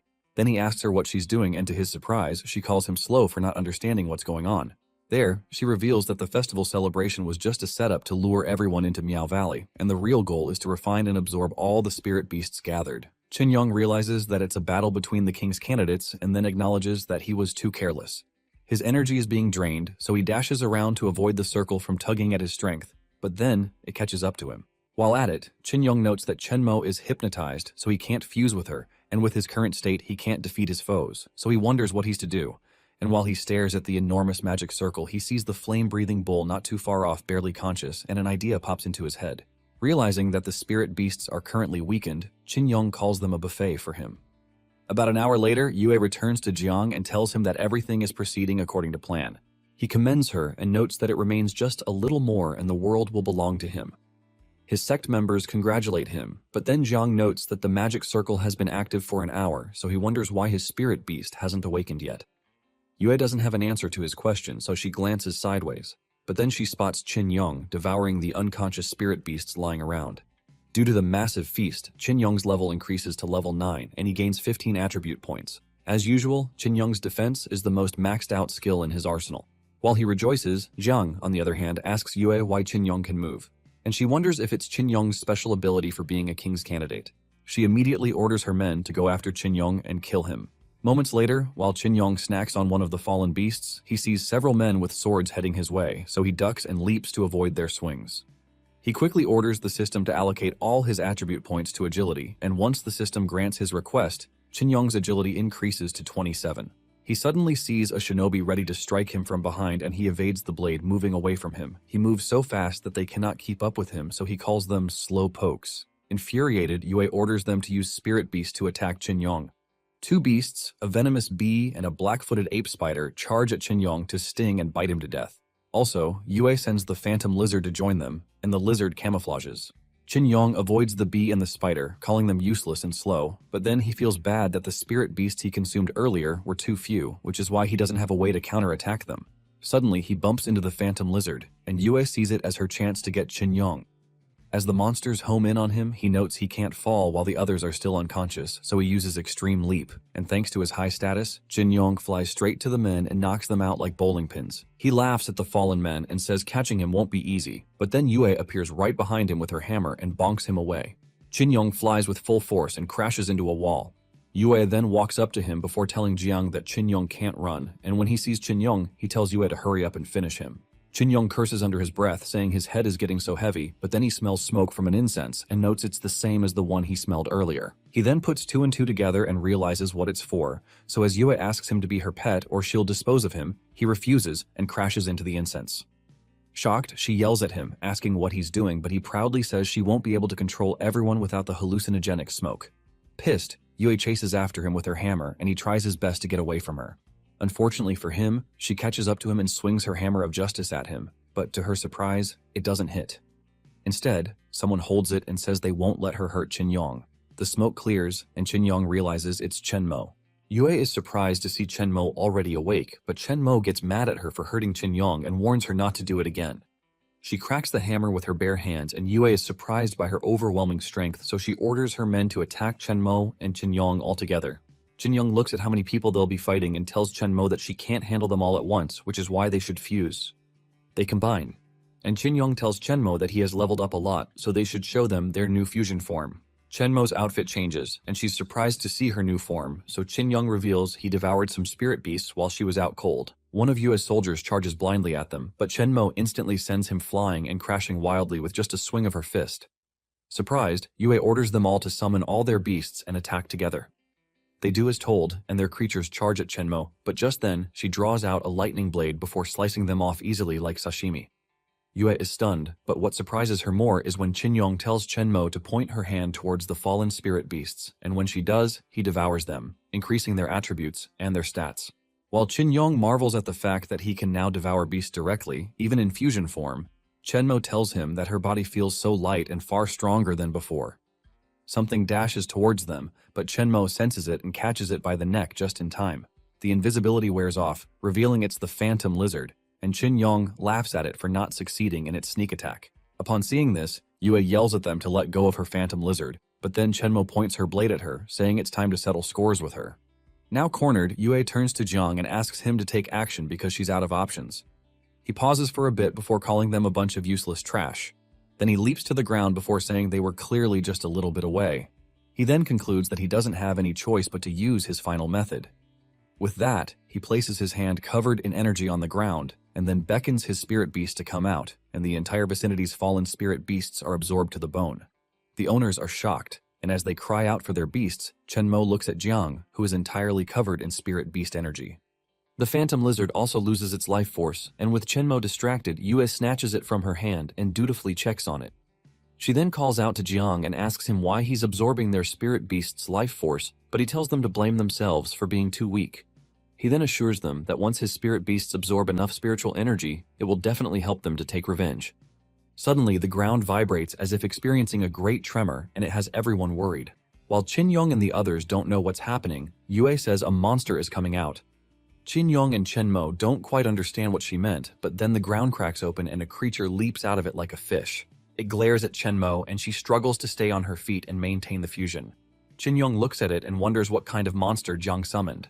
Jiang chuckles at their expressions before revealing that it's thanks to his spirit beast Void, absorbing the blood energy formation they had set up, that it evolved into its growth stage. He says they should feel honored to become stepping stones on his path to becoming king, and this makes Qin Yong resent him more.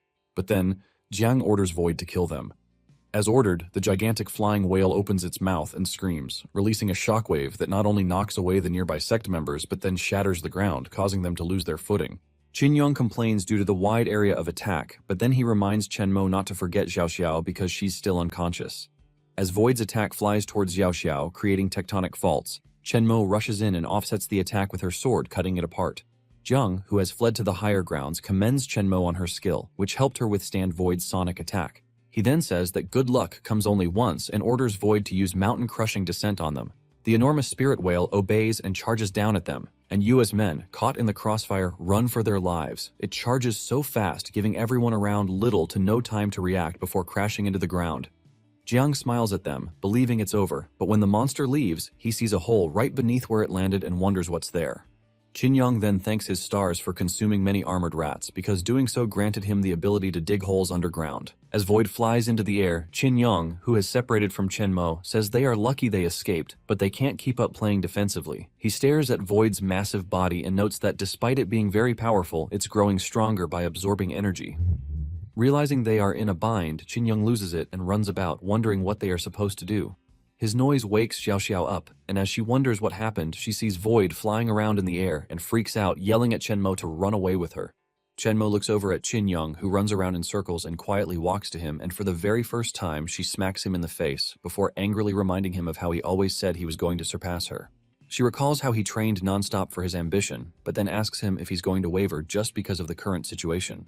Qin Yong then remembers all his past efforts to catch up to Chen Mo, and he's fueled once more. So he tells Chen Mo he understands it's no time to be depressed and they need to find a way to beat Void. While logically assessing the situation, Qin Yong admits that their foe is so high up that even his extreme leap can't reach that height, so he daydreams, wishing he could be as huge as the spirit beast. Suddenly, an idea flashes across his mind, and he takes a good look at Xiao Xiao before laughing like a sinister villain and declaring that he has a solution. And this gets Xiao Xiao confused. Meanwhile, Jiang, who has given them enough time to catch up, orders the spirit whale to use the same mountain-crushing drop technique on them. Void immediately charges at them, and Qin Yong orders Xiao Xiao to act as planned. She cusses at him for coming up with outrageous ideas, but then activates her green grass spirit. The whale crashes on them, but vines sprout from everywhere, shocking Jiang. Qin Yong then calls out to Jiang and tells him not to think he's amazing just for owning a big spirit beast. From the silhouette, a huge vine monster appears, towering over the whale. Qin Yong then signals the commencement of their plan, and Chen Mo is tasked to control the huge monster, and he says they can fight on equal footing. Jiang is shocked when he sees the giant vine monster, and he wonders how it was possible for Chen Mo's group to have such an ability. Meanwhile, Xiao Xiao, who uses her energy to hold the vine monster together, reveals that she's seriously struggling to maintain the film screen while controlling the tree monster. Qin Yong bluntly argues with her, but then sees the Void heading towards them, so he informs Xiao Xiao to stop talking. She avoids getting struck by the Void, then Qin Yong tells her to hurry up and grab it, but she yells at him not to order her about. She then controls the giant tree, and it lifts Void, but then Xiao Xiao suffers from a nosebleed before informing Chen Mo that she can't hold on anymore. That's when she loses consciousness and falls to the ground, and as a result, the giant tree shatters into bits. While falling, Qin Yong complains about how short the transformation was, but he tells Chen Mo to attack the spirit whale while they have the chance. Xiao Xiao, on the other hand, glances at Chen Mo and hopes she succeeds. Immediately, Chen Mo brings out her blade and then charges at Void based on Qin Yong's order, before releasing a heavy strike on the enormous spirit beast, but unfortunately, its body is so hard that the blade doesn't penetrate. After watching them, Jiang makes fun of them before saying they dare to try to harm his pet with such little strength, and it makes him wonder if they truly know their limits. With that, he orders Void to swallow them, to make them pay for their arrogance. Immediately, the monster moves, and it causes Chen Mo to lose her balance. It then opens its mouth and swallows her whole. Xiaoxiao watches in horror and screams, but Jiang candidly tells her to stop, because Chenmo will soon be absorbed and will become a source of power for his whale. Meanwhile, Yue, who hides not too far off, curses her luck and complains because Chenmo and Qinyong didn't stall the battle like she had wanted. As if possessing a tracker, Jiang calls out to her, and once she replies, he asks her to confirm what she meant when she had told him that killing the king's candidate would grant a reward, because nothing is happening. Yue then nervously explains that it's possible Void needs more time to digest Chenmo and Qinyong. She glances at her phantom lizard, whose energy is still siphoned, and waits, hoping for her plan to work. Jiang pauses for a while before telling her to forget it and announcing that, for starters, he'll just get rid of everyone. Yue's men are shocked by his decision, so they beg him not to kill them. After all, they've always been his loyal subjects, but then he tells them to prove their loyalty in the afterlife. Immediately, Void goes after them as instructed, and they run for their lives, with some of them begging Jiang to spare them, while the others curse the day they joined the Miao Valley sect. All of a sudden, green vines sprout from Void's insides, ripping holes through the whale and binding it, causing it to crash violently. Shocked and worried, Jiang wonders why the situation flipped against him. But just then, Chenmo and Qinyong cut Void open and emerge from its belly, before replying that they are the reason for the whale's downfall. He gets pissed and watches as Qinyong thanks the grass spirit for its help. To their surprise, the creature collapses, so Xiaoxiao warns Chenmo to be careful, because grass spirit has reached its limit so it can't restrain Void anymore. As a result, Chenmo leaps off the whale while holding grass spirit, and Xiaoxiao dashes towards her. Qinyong then explains that it's all over, since Void has already been damaged so badly from the inside that it can't move properly anymore. Xiaoxiao is surprised, and Qinyong tells her the feat was only possible thanks to her grass spirit. Qinyong then thanks the spirit beast, and as he tells it to have a good rest, the grass spirit vanishes. Immediately, Xiaoxiao happily latches onto Chenmo, praising her for her cool moves. While Chenmo's team reunites, Jiang curses under his breath before yelling at them for treating his pet badly. Qinyong replies saying it's only natural for them not to show mercy to an enemy. Jiang then grits his teeth before laughing as he has lost it, and this confuses Qinyong. Jiang then tells them not to get happy too early. Then he reveals to them that the blood chi formation was created not only to enhance his void fish's power, but for its greatest function, unlimited recovery. Which means that as long as the blood chi in the plaza hasn't been fully consumed, they will never be able to defeat his void fish. Chenmo's team is shocked to the marrow, and just then Jiang orders void fish to get up and finish them. The gigantic fish immediately snaps all the vines restraining it and then leaps out of the ground to begin its onslaught. As Chenmo's team prepares for another confrontation, Void shockingly crashes back into the ground. Everyone, especially Jiang, wonders what's going on, and Qinyong takes it as the whale simply bluffing. Jiang then complains, wondering why Void hasn't recovered despite so much blood chi left, but then Yue laughs at him and says it's because the beneficiary of the blood chi formation is no longer his void fish. Right behind her, the phantom lizard grows into a huge size and Jiang wonders what's happening. He then yells at her for daring to betray him, but she reveals she wasn't his ally, so it doesn't count as a betrayal. Yue asks him if he ever treated her for once as an ally, and she goes on, telling Jiang that the only thing he cares about is dominating the world, unlike caring about what his subordinates think. She then reminds him of how he treated them and their spirit beasts as consumable tools, and with all she has listed so far, he sounds more like the person who betrayed them. Jiang verbally defends himself by saying that in their world, the weak are prey to the strong, and if he doesn't strengthen Miaozong Valley, then they'll certainly be destroyed by other great sects. Jiang believes that as the master of the Miaozong Valley sect, he must never let the place be destroyed in his hands, and as long as he kills the king candidates and obtains the reward, only then will their sect stand a chance to be revived. After listening to him, Yue laughs like she has gone insane, and he wonders what's wrong with her, but then she asks him if he still thinks he can participate in the king candidates' war. Confused, he asks her what she means by it, but then Yue clarifies that only the chosen ones have the qualifications to join the war, and by that, she means herself. There, Jiang realizes that he has been fooled, but just then, Yue orders the phantom lizard to attack him, and the creature immediately sends him crashing with its tail. He coughs and bleeds from the impact, and then recalls when his father, Jiang Yu, used to force him to practice the horse stance. Back then, Jiang didn't understand the point of the training since he believed that what mattered the most was the spirit beast's strength. But his father scolded him and reminded him that to have better control over spirit beasts, one must strengthen oneself. He eventually practiced a ton, and just then Jiang's old man said it was his birthday, and it was why he came over to talk to him about forming a spirit beast contract. He then asked little Jiang to stretch forth his hand, and he handed him a little spirit beast fish, saying it was his present. Surprised, little Jiang looked at the fish, but Jiang Yu said he shouldn't underestimate it because the fish, which is known as Caillou, is initially weak, but once it grows, it would evolve into a color void whale, which was why he had been instructing Jiang to grow stronger so he could properly control Caillou. Jiang happily accepted the gift, but time passed, and on a sad rainy day, his sect was attacked, so his gravely injured dad revealed that the reason the clan had lost was that they were too weak. He handed Jiang the snakehead staff of Miaozong Valley, thereby passing the inheritance to Jiang. Their enemies suddenly spotted them, so Jiang Yu ordered Caillou to quickly take little Jiang away. Jiang refused and said he wanted to fight alongside his father, but then the men leaped into view to attack them, so Jiang Yu pushed him away and ordered them to run as far as possible while they still could. The boy cried for his father, but the old man said he should remember to raise Caillou well, and only when it gets stronger can Miaozong Valley have a chance to rise again. The men pounced on the old man and took his life by slashing him. It was a memory etched into Jiang's mind, and it isn't something he'd forget for the rest of his life. Presently, Jiang gets up, pissed, and asks Yue if all that she said before was a lie. She smiles at him and confirms by asking him what he'd do if it were. Furious, Jiang pulls out a blade and charges at her, vowing to kill her. But she calls for the phantom lizard. Her spirit beast appears from nowhere and smacks Jiang away like a pesky fly, sending him crashing and bleeding from his mouth once more. At this moment, Jiang apologizes to his father, saying he is sorry he can't carry on the Muzizong Valley legacy. Yue laughs at him and then orders the phantom lizard to absorb all the remaining vital blood chi from the blood chi grand formation. The lizard does as told, and Qinyong realizes it's about to get stronger. It eventually absorbs everything, including Void's remains, hence growing into a huge flying monster. Yue then tells Chenmo's group that it's their turn next. Surprised since she called herself the Chosen One, Qinyong asks her if she was also a student from number 1 High, but she laughs it off and says that if he can't remember someone as insignificant as her, that's only natural, and that must mean why he doesn't remember. She then says that since they are about to die, there's no need for them to know. With that, she orders the phantom lizard to kill them.